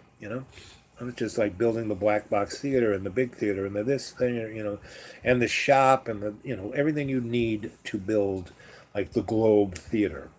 That was the new Globe Theater. And I met Punch, and she too had high pedigree of performance art. And so, they put us together. My wife Donna loved her, and everyone loved Punch. She was like the Oppenheimer of art. She could get people to work together. And so we put that together, and then she had this idea that she didn't want to be stuck to a brick and mortar thing, or in Melbourne. And that was the thing, movies were in Sydney, this was over there, da da da. And again, they separated everything so nobody could get together and build a community. She was all about community, so she wanted to build a traveling circus that would go to all of the towns and bring culture to everybody. She wrote the grant. That was like right in the idea of the guy who was running their humanities slash, National Endowment of the Arts for Australia. And so we did it. And the avant-garde theater and her buddies, we built this Circus Odds. And what was great about it was at that time, Australians had this attitude of, we can do anything, right? So we built a tent. We had high wire, trapeze, and most of that stuff you are taught, but it's in your bloodstream, and Uncle Luigi teaches you. He's been doing it for the last 20 years. And we did it ourselves. And so, we did things, you probably shouldn't do, but we didn't know any better. So our circus was pretty, like, we had our band shell, right? And we only had one ring circus. And the band shell was elevated and on a track. And very, very slowly it would move across the one ring and then up the side of the tent. And at the end of the show, it would be upside down above the audience. But it moved so slow, unless you were watching it, you didn't really, first it was over here, and then it was over there, and then it was over here, and then it was on top of you. And the same thing with the trapeze and high wire. They would walk up this little rope ladder that was very rickety all the way up to this platform, and then walk across the top of the tent, and then perform above the audience. So the audience would be looking up. And if they fell, even though like from the floor of the, first the ring up to the top of the thing is like 60, 70 feet. But when they crossed over to above the audience, they're only about 10, 12 feet above the audience. And so they would be swinging around up there, and everyone would just think of the height that, because they took a big issue of going up that ladder and then going across. And so we did stuff like that. And so they made a big deal. And we're doing this without a net. Well, they were only 12 feet from the audience, and if they fell on top of the audience. And we did it quite a few times, do that. So, and we all did everything. We all built stuff. We all transported stuff. There were no real stars. I mean, yeah, there were people who had their gig in the performance, but there wasn't any hierarchy. It was all our relations, just like you guys are here, right? So, founded 1970, it was the first performance season of March, Circus Oz was the amalgamation of two already well-known groups. Subbox Circus. APG. Mike, you're always the best. You're not. No, sorry. You are the best for being the Mike Tucker I know. So, that's exactly. Did you find anything about Punch Hawks or the book Monkey's Paw. Anyway, again, I just had the luck to, I mouthed, I mean, if I hadn't mouthed off to that guy, I probably wouldn't have met Punch and been part of the circus or the avant-garde theater of Australia, any of the above. I do things and then there's a more positive outcome, even though people, boy, you fucked that up. Oh no, a day or two later, something better comes along. So, and that's how we all have to live with faith in love's co creation, that we're here to serve, and by doing so, no, she had lots of, Hawks was her last name. And JoJo was, is it a female, Joe Hawks? I mean, Punch Hawks was her, like me, I got a zillion nom de plumes, and when I knew her, that was it. But people called her JoJo too. So anyway, but the book she wrote was Monkey's Paw, and that is a graphic, gritty. Eh, she did not make nice. She really told, because kind of what happened in that period of that book. I wasn't there. Was I came a few years after that scene that she writes about in that book. But it was like everyone was doing heroin and all kinds of pretty. Uh, be traced directly back. Australian theater. Yep. Late 60s. Yep. Early 70s. That's the place. And, well, see, it's kind of like Mandela effect. It is what it is. It's like a lot of my novels I put out in the beginning. This, there's a character, the storyteller, the griot, is a pluggy boom boom. Again, another one of my nom de plumes. Um, and we all have them. We all have lots of different, because at a certain time when we're doing something, we're this. And then a few years later, we're doing something else. And so we're that. And I think that has a lot to do with the Mandela effect.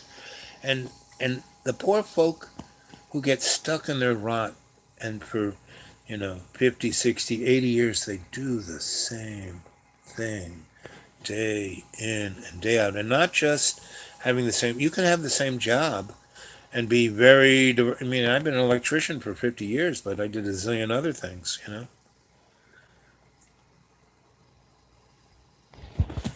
So um, anyway, so the Circus Oz was what really. When I keep saying, "Oh, let's get the circus together," I mean, I experienced an amazing thing, and then I want to replicate it, not exactly like that, but use the framework to do a new thing. But if it's not broke or if it was great, you can still use that frame and do something totally different. Like paintings, you got a frame, you put different paintings in them, right? So when I keep talking about the circus, that's kind of what I'm talking about. Um, and getting the band together, because the most powerful thing, one of the most powerful things in creativity is music in all its forms. And writing can be musical. Literature, right? Because if it has poetry, is definitely music. Spoken word.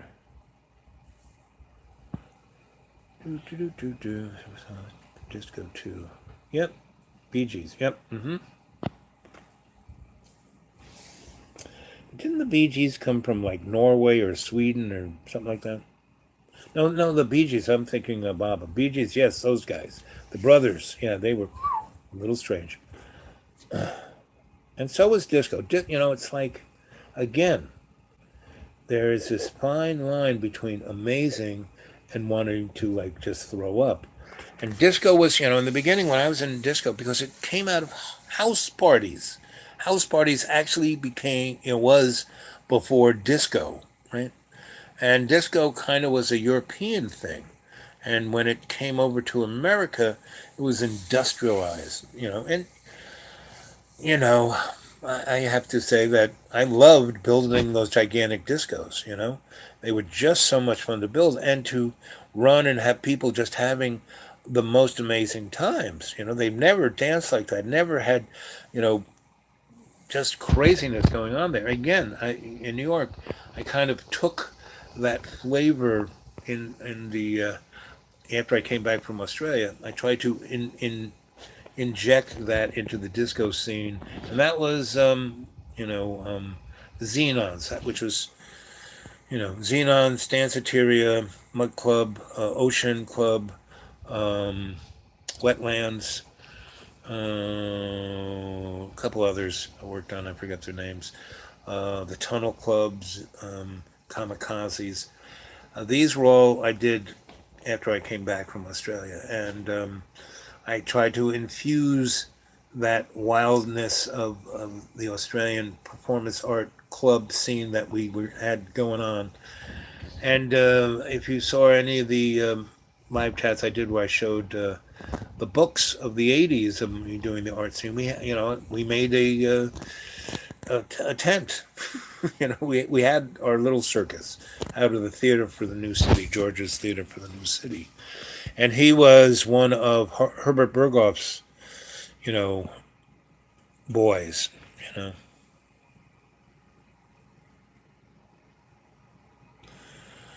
yeah, I know those filters really suck.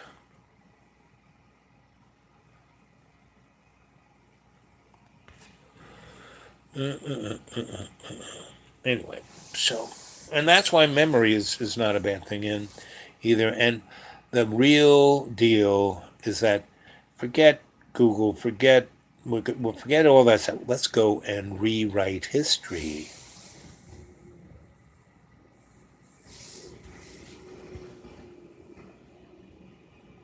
Oh, you did.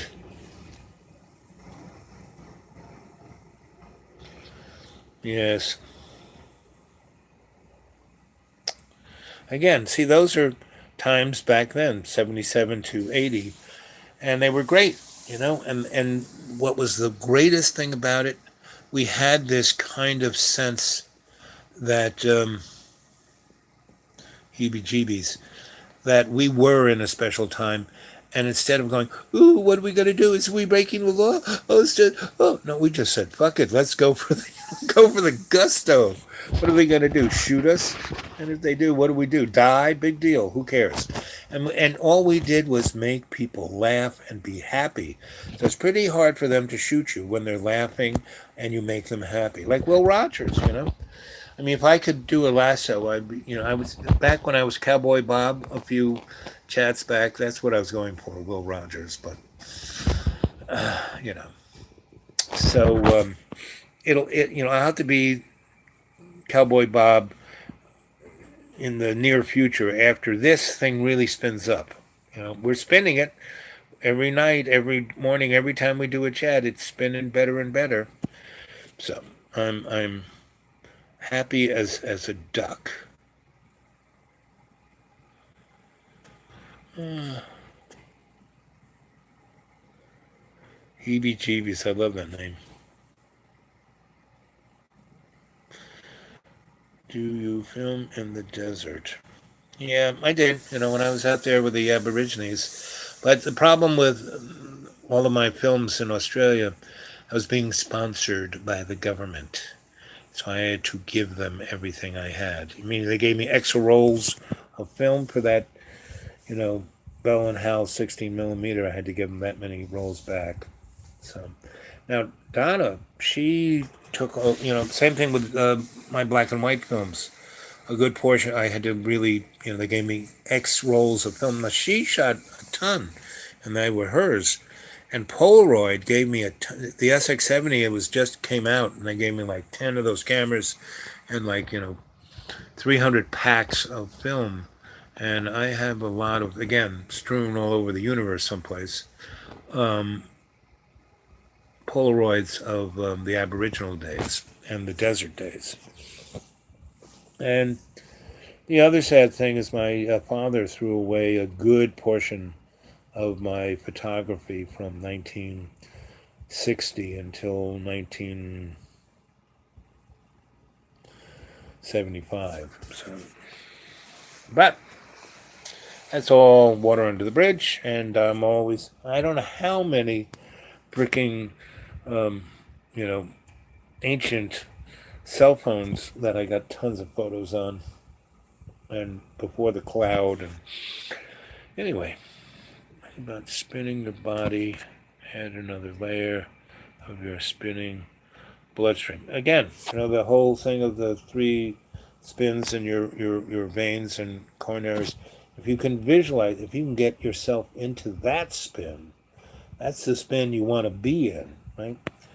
Making another one around you. And we did that, when I was working for Annie Oakley, who was our handler from God knows who, but they gave us, this is in 81 or 82, and I was there with Preston Nichols, Al Bielek, Duncan, these 2 other guys who were, I don't remember their names because whatever name they gave me wasn't the right one. Only Monkey's Paw that comes up as a classic lit one. Anyway, and they gave us these little magnets that were like this big, right? And they had little things like USB ports, and they plugged in. Compaq had a really interesting little computer that looked like a suitcase, and you took off the lid, and the keyboard came out, and in the thing was a little TV screen that you could see the computer talking to you, and that was years before Apple even showed up. I mean, it had serious computer abilities, and it was in like a little suitcase.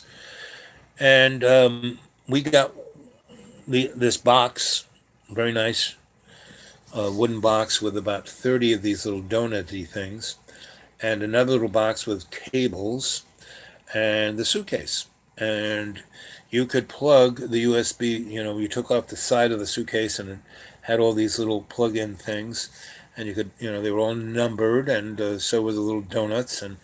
And what was interesting, these donuts had so much gauze, it could rip the iron out of your blood. I mean, we had this like how to turn it on little book, and the only little thing it said was, don't crank this thing up, near any, living things, or you'll be sorry, you'll turn it into mush. If you want to screw around with this, you have to figure out some way to shield yourself. And I said, shield ourselves. We have to make a Faraday cage for these things. And that's what we did when we first started playing with them. But long of the story, the short, we worked on these things for about 6 months, and we got them. We figured out really what they were, how to use them, and we made a table that we put them all the way around, and we could energize people's everything, their mitochondria, the bloods were all of the above, right? And once we started playing around with this, we were given another device that it was almost a CAT scan, and this was, a good 4 or 5 years before CAT scan really. We got CAT scan, and we could monitor the individuals that we put in there. We had another device that is now out. It's kind of like MLR, but it was like for the brain. It was a skull cap kind of device that you could see on the screen which parts of their brains were lighting up. So we could really drive people into other dimensions. We could take people who are autistic and make them normal. We could take people, anything that was wrong with you mentally, we could readjust with this machine. And conversely, do pretty nasty things. We didn't go there. I was like the conscious, no, sorry, we're not going to grab some homeless guy off the street and fuck with him. No. So once we figured out how things worked, what it could do, use these other devices as our backstop. And then, when the Annie Oakley CIA girl wanted us to go, she says, well, I get some guys to pick up some homeless people who won't be missed. I said, no, we're not doing that. Sorry. It's not part of the contract. And about a week or so later, the guys came in and took everything away. And they said, thank you very much. Here's a check. And it was just straight out of, Indiana Jones, and they said we're bringing it to people who, the experts, and we were like, "What the fuck? You didn't even know what this thing, how did, what it did? You know, we're the experts." And they said, "No, no, no, we're taking it to more, response, meaning people who will fuck with anybody, that don't have any ethical enterprise in them."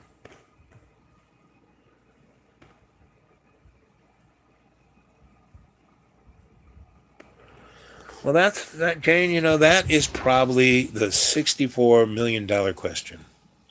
Why do these morons don't, embrace all our relations? Why do they have to have this pyramid structure? Why do they have this unbelievable need to be in control? Because the more they grasp that control, the more it disappears. That is the $64 million question. I think, as you all and me too go and investigate the doors that we're going through, when we next go into the doorway of mysteries, there's a mystery we should look at. Why do these morons in control? But see, the thing is, the morons in control really aren't in control. They think they are the owners. The Rothschilds, the Rockefellers, they think they're the rich people. They're in control.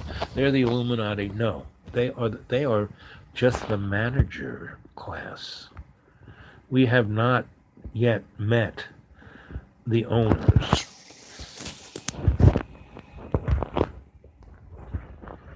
That's right. Yeah, artist. Yep. She picked that up from us. She was an actor before. She was a photographer. Featured in Australian National Gallery. Yep. See, she was a junkie, just getting over it. But amazing writer. Yep. Sydney Morning Herald. Yep. There you go. Punchhawks. There she is. So yeah. Don and I were the photographers, and then everybody else became. And that was the great thing about these folks, that you'd show them something. They were like monkeys that could do it better than you. Once I showed them how to wire things, they were like doing stuff. But we were in the Philippines once with the circus, and we had rigged our thing into a theater. So insurance, etc.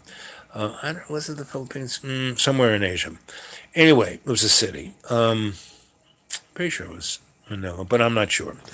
But anyway, so they had the building inspector to come look at what we did, and he saw the kind of stuff I was doing with lighting, which was like, I was like doing scalar lighting, and he kind of grokked what I was doing, but had no understanding of it.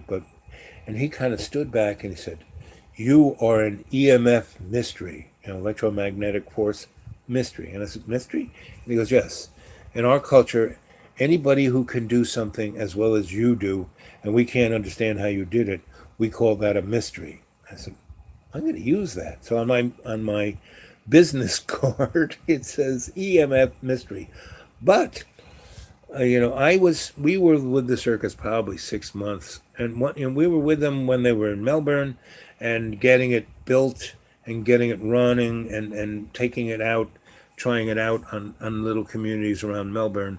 But we did not really. We went on one tour with them, but they took it. They just went off with it, and but what was I loved about this crew is that when we first got together, no one had a clue about how to do anything, and within 3 months, we made no one ever made a big tent that you could stick 200 or 300 people in and have a big performance space, right?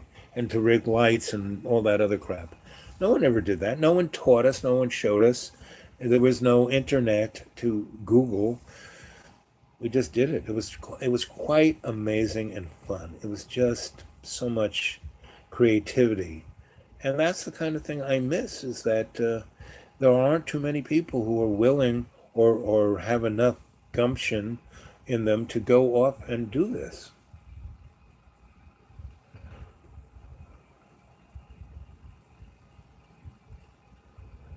Ugh.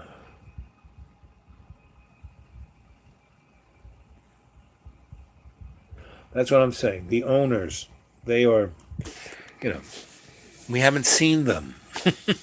The people who everyone thinks the Illuminati are in control. No, they're just the manager class. And everyone who thinks they're rich, guys who are, you know, um, running colleges and banks and hospitals and, they got millions. And they're the worker bees. And people who are like the auto mechanic and the carpenter and the farmer and the missionary and there are the expendables. The right now we have what 7.4 billion people on this earth. Well, the expendables are about you know 7 billion. The other three classes are in that 400 million crew. So again, people don't have a clue on what's going on. And that's why the doorway through the mysteries and Saint Germain was around when all this stuff was being brought from the ancient times and put into the modern times. And he was physically there. Like I said, there are pictures, photographs, et al. Of him. Right? There's Wikipedia. Okay. Punch H. Okay. So I just hit that when we close for the night.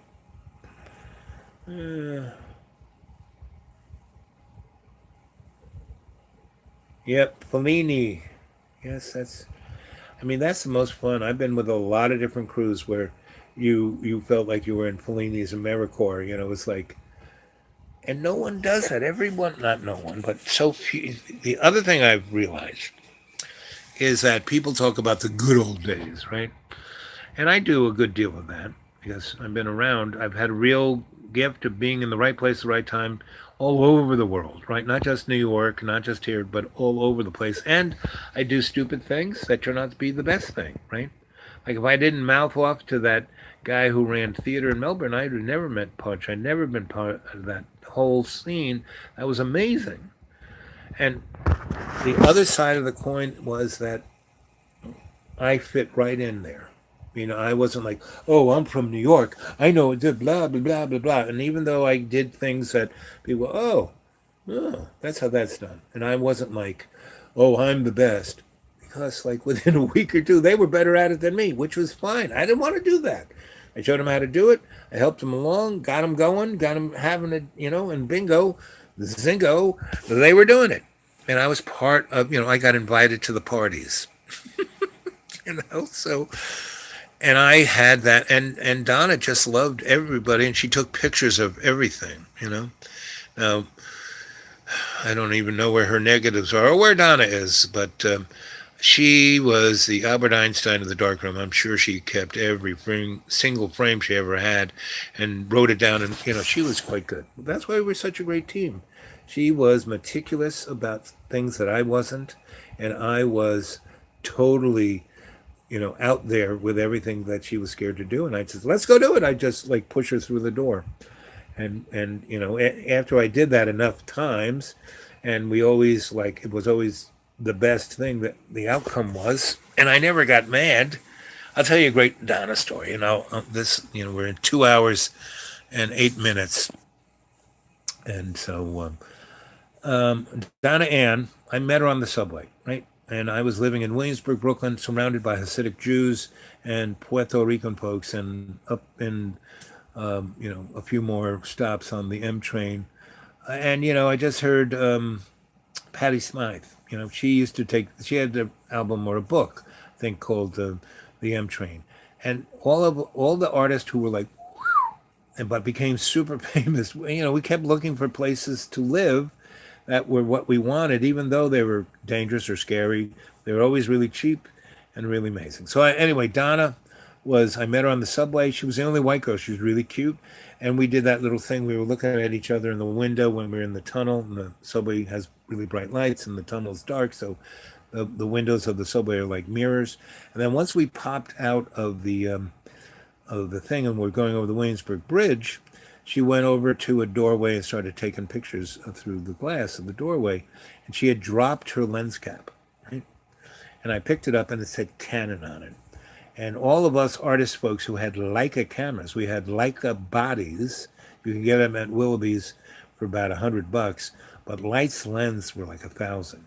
But Canon, during the war, the Nazis had given the Japs a bunch of Leicas and they had knocked them off. And in the 50s, they had a ton of those things. So Willoughby had really nice lenses that were made by Canon. Good 50s, good. We dropped it, and the lens cap says Canon. And I went over to her and I tapped her on the shoulder and holding the lens cap, and it says Canon. And I said, and she's got her camera under her pea coat. And I said, so you got a Leica. She goes, you're a photographer? It was like the secret handshake. I said, yep.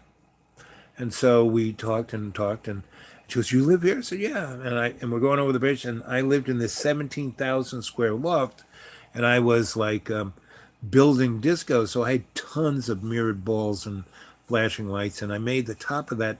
It was a whole block, and all the other buildings around it had been burned down, so it stood out.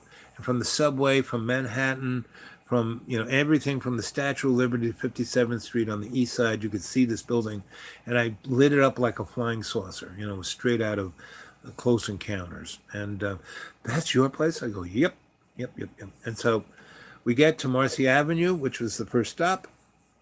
And I said, well, it was nice talking to you. And I get off, and I expected that would be the last time. I'd never seen that girl, even though she was really cute, and I was kind of attracted to her. Anyway, the train pulls out, and she's standing on the platform. She was at the next door. She got off. And after the people went down, I said, oh, there you are. She goes, this is my stop, too. I said, really? Come on, let's go down. So we walked down. We went into a Hasid bakery that I knew, and we both got her a black and white cookie, and we're walking down Broadway. And I said, well, Roebling's, this is my street. Walked down about 5 blocks, and that big building that you saw up, right, that lights up at night, it's my building. Walked in the middle of the block, loading platform, hit the doorbell. It's a big black hole that's always open. Don't fall in. An elevator will come down. There'll be a gigantic black man.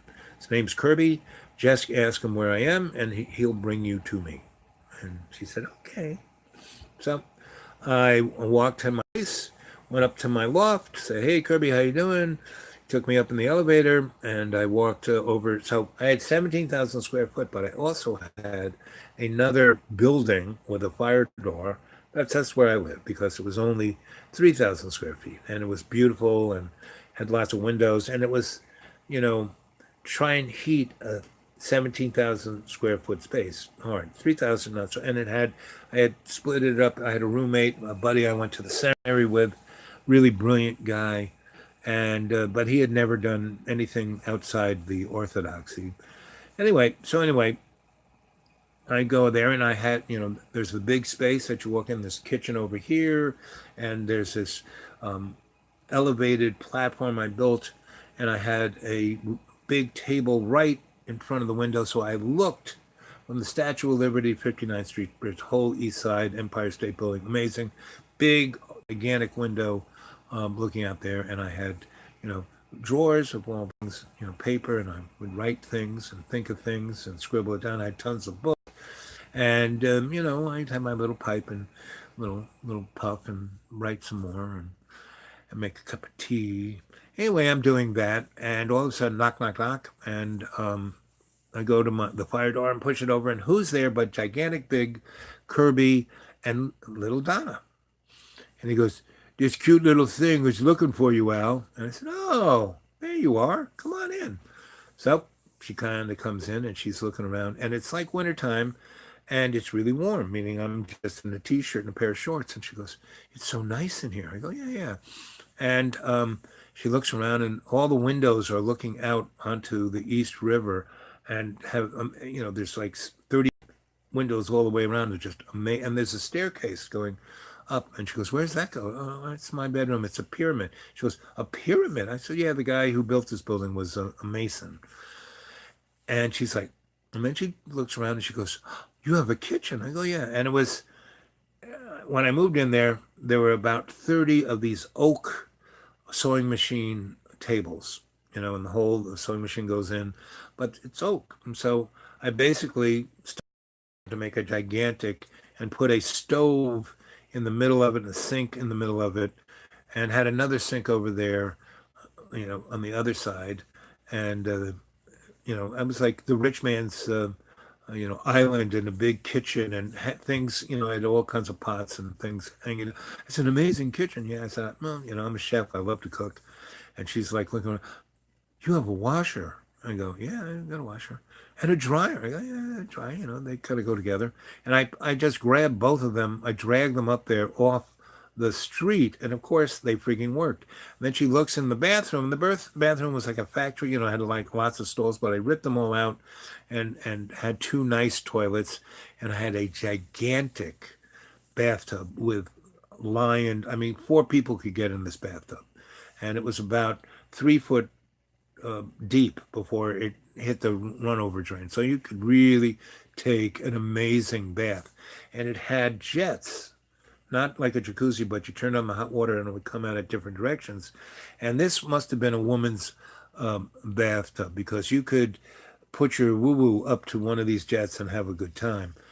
And anyway, she's looking at this thing and going, and then she kind of comes out of the bathroom with like a little tear in her eye, and she then looks in and she goes, you have a dark room. I said, of course, I'm a photographer, of course I have a dark room. She starts crying. She goes, I live in a shoebox and I have to shit in a bucket. Ah. I said, honey, I went over and put my arm around her and said, hugged her. And she really hugged me and squeezed me in all the right places. I said, baby, don't worry about it. You can stay here. I can stay. Yeah, you can stay. You can stay with me. And I took her upstairs to the pyramid bedroom. And each window was a stained glass window. And she was just like, and the door went out onto the 17,000 square roof of the other building. And you get, it's like a golf course out there. And the moss was growing. And she's like, and we were having a good time immediately. I mean, we were just so, I wasn't thinking of having a girlfriend. I wasn't thinking of sex. I was involved in lots of other things. And, sex isn't one of those things that rolls by mind. Every now and then, there's an attractive woman. Oh, that's cute. Or, something sparks maybe. Yeah. And, but I'm not thinking about it all the time. Yeah. Every now and then I got to scratch that itch. And that's what masturbation is for. But I'm really not thinking about it all the friggin' time. And I've had up until then, I had some really good girlfriends. Really, up until then, from 16 until then, all my girlfriends were always older than me. Well, knowing what they wanted. And they would just, and pick me up, and use me the way they wanted me. And I thought it was training day, So my attraction to women were usually women who knew what they wanted, and I could just go along for the ride. And that was really the first woman in my life that we were, okay, whatever you say. And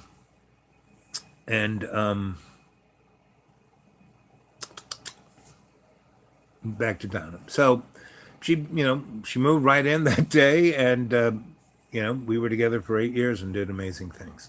So the best Donna story is we go to Europe, right? And her aunt is in England, and we were going to go to Ireland and visit the Irish part of, she's a crone. Donna's a crone. Her grandma was definitely a crone. And, Irish people either went to America or to London to, make a living. So we go to there, and we get a photo job, and in the midst of it, Donna goes, I don't want to work until we get married. And I go, what? Because Donna hated the church, hated children, hated everything about marriage. So the fact that she would say, and I was like, and before we went up to Europe, I, met her parents, but we go, and her father He says, I'm going to go shoot some golf balls. You want to come with me? I said, sure. It was January, and we went to a public course. Nobody was on it. It was like a parking lot. I mean, it's harder than concrete. And man, this guy should have been a professional because he was knocking them like from the tee, like almost in the cup. He was amazing. Anyway, I'm walking with him, and he's going, you know, you're the one. I go, I'm the one? He says, yes, you're going to marry my daughter. So, but, sir, it's not really that way. And, no, no, no, you don't understand. You're the one. She loves you. I've never seen her with a guy like you. All the guys she has are really jerks. And I like you. You're really an interesting guy. You're going to take care of her. She's the one. You're the one. I'm saying, well, I don't know.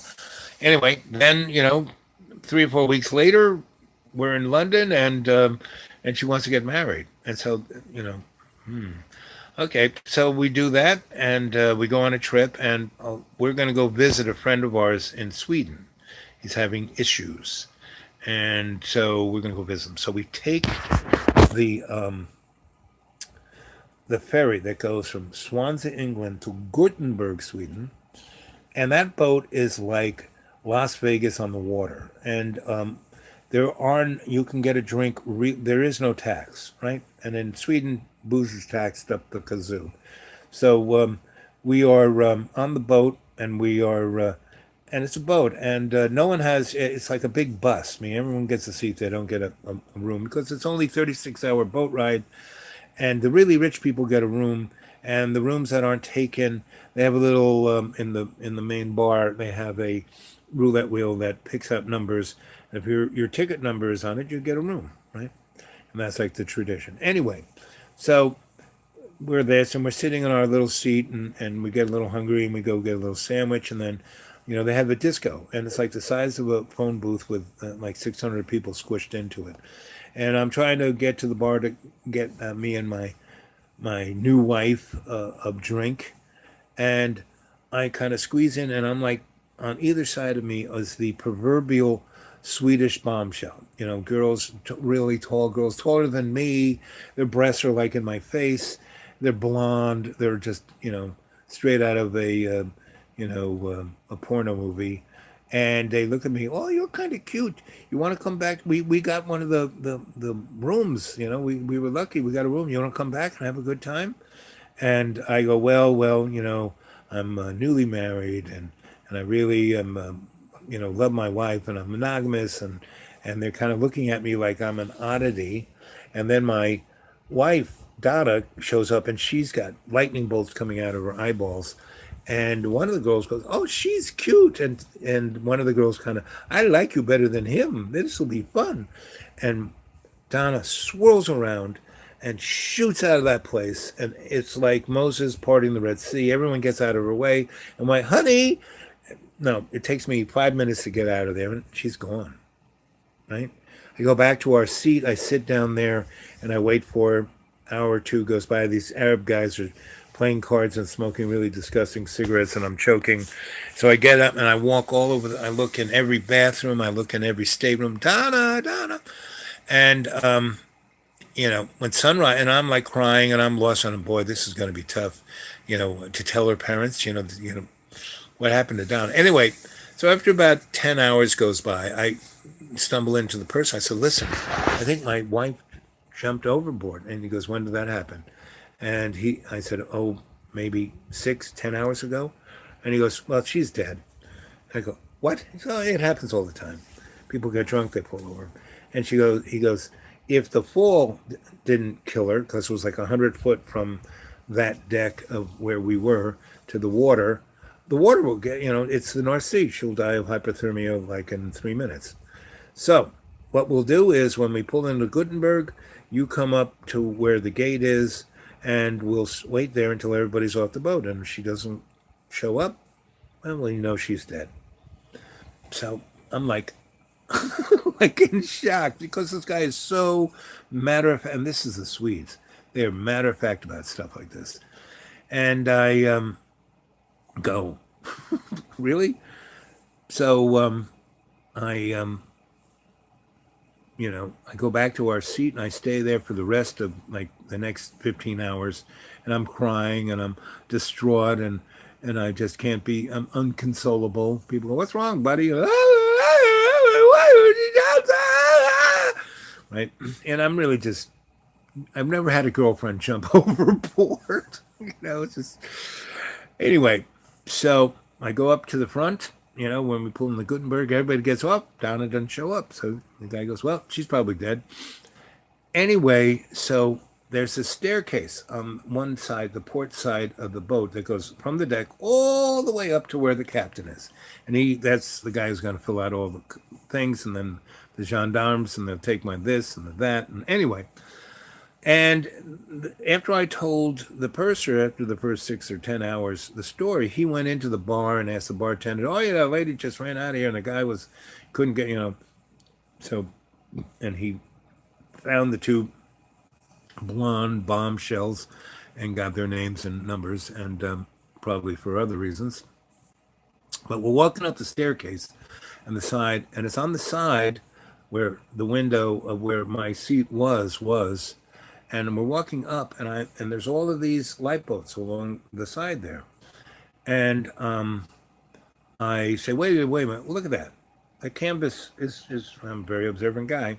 The canvas on that boat, shouldn't they all be closed up like all the way? He goes, yeah, that's not normal. Let's go take a look. So we go down the stairs, go to that thing, we look in there, and there is Donna in the lifeboat.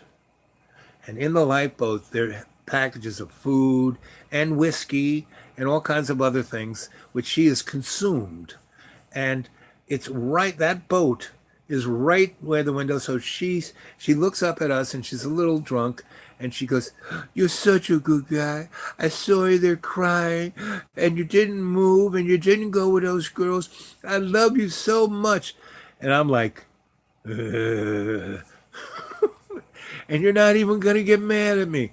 And so the guy and I help her out, and I go, Donna, why didn't you get out of the boat once you searched? As well, it was easy getting in, but then when I tried to get out, I was a little drunk, and there was a space. And she was right. The lifeboat and where you have to get up to the deck, it was about 1.5 feet. If she slipped, and she would have gone. So she goes, I just stayed here and ate and drank all the booze, and I just watched you, and I loved you so much because I just watched you cry over my death, and oh, I just love you. And I said, your death? And she goes, yeah, I heard you guys talking. I said, why didn't you yell? She goes, oh, I didn't think of that. I said, once I got to that seat, how come you didn't take one of those cans and throw it at the window? She says, oh, I didn't think of that. Anyway, we pulled her up, and so we leave the boat. We sign a few papers. We leave the boat, and we go have something to eat in Gutenberg, right? And I said, what happened? She goes, well, I didn't want to tell you this. Tell me what? And she goes, well, I don't have my period every month. I said, yeah, I kind of noticed that. And she goes, and so I don't get cranky that much because of my period. I don't have that. I said, yes, I've noticed that too. And she goes, but I do get my period like every 3 to 6 months. And when I do, all of that crankiness that I wouldn't have gotten then, it's like to, the 10th power. And it just hit me. I shouldn't have really gotten mad at you. I heard you telling him that you loved me, and I was, your new wife, and you didn't want to do that, and I should have, but I just saw red, and so that was done. For 3 to 4 months, she was great. 1 month, she, for only 4 or 5 days, she'd be a little testy, and I said, from now on, can you feel this coming on? Oh, yes, I know it about a day or two before it happens. From now on, you have to tell me that day. Once you feel this is going to, tell me, and we will prepare. We will go someplace quiet. We won't put you in any kind of things, and we'll have nice period of time. Just you. Oh, that's why I love you so much. So we had a great time. We went to visit my friend and her friend in Sweden in Horshuga. So anyway, that's what you got to do when you are with someone and you're intimate and you're close and they're your number one. You have to be 1,000% for them and nothing less, right? And that's when I learned what made me happy was to make her happy. And so after 8 years, we had done so much together, seen so many things, uh, and it and my being with her and her being made us two different people. We weren't the same people we were when we first met. So at that point, she wanted to do something different, like without me. And so I was like, "Is that going to make you happy?" And she said, "Yes." Well, I want you to be happy, so we will. I'll go this way, and we'll still be friends, and we'll still have all this amazing experience. She goes, "Oh, I love you so much. That's why I love you so much." And so we did. We went our separate ways, and she did her thing, and she went and became the Donna Ann McAdams she is today. If we had stayed together, that wouldn't have happened. I wouldn't have been the, Sensei Al Bob. And that's how you have to deal with life, and that's what we're learning right here in these chats. We are stepping outside the bounds of what we are told that is normal, or what is told that this is what you should be doing. This is how you should be. And why do you have that a migraine? It's not because someone is sticking a ice pick in your head, but it's not because of anything other than we are all ascended masters ascending. We're coming into our own. We are the cadre. We're like the magnificent, 200. Do, do, do, do, do, do, do, do, do, do. So, that was just a little story at 2 hours and 31 minutes into it. So, at 2 hours and 33 minutes, no later, I will say goodnight. And again, this was another beautiful evening. And, all right, thanks. And everyone, okay.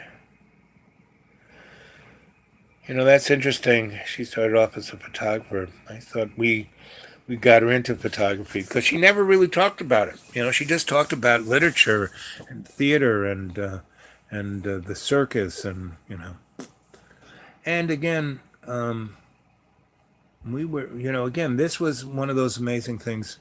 I would say, at best, we were with that crew for 4 to 5 months, but it was intense. It was like 4 to 5 years worth of experience and passion and amazingness. And that's how you live a life. You squeeze as much juice into it as you can. Not, oh, what am I going to do? How am I going to pay my bills? Oh, I've done this so long and it's never turned out. Well, buddy, maybe try something new. I mean, I was never part of a circus. I could have been scared, but no, hey, that sounds great. Let's do it, And that's what we're doing here. We're doing things that, outside of our, usual thing, but it's close enough to what we want to do and what we know in dream time. That's why this is called Dreamy Dreamland, because we are living in the dream time. We have 2 hours, 33 minutes, and 28 seconds. 30, 1, 2, 3. I love you all. See you tomorrow morning. See you in dream time a little later. I'm going to go to sleep now. Okay, I love you guys.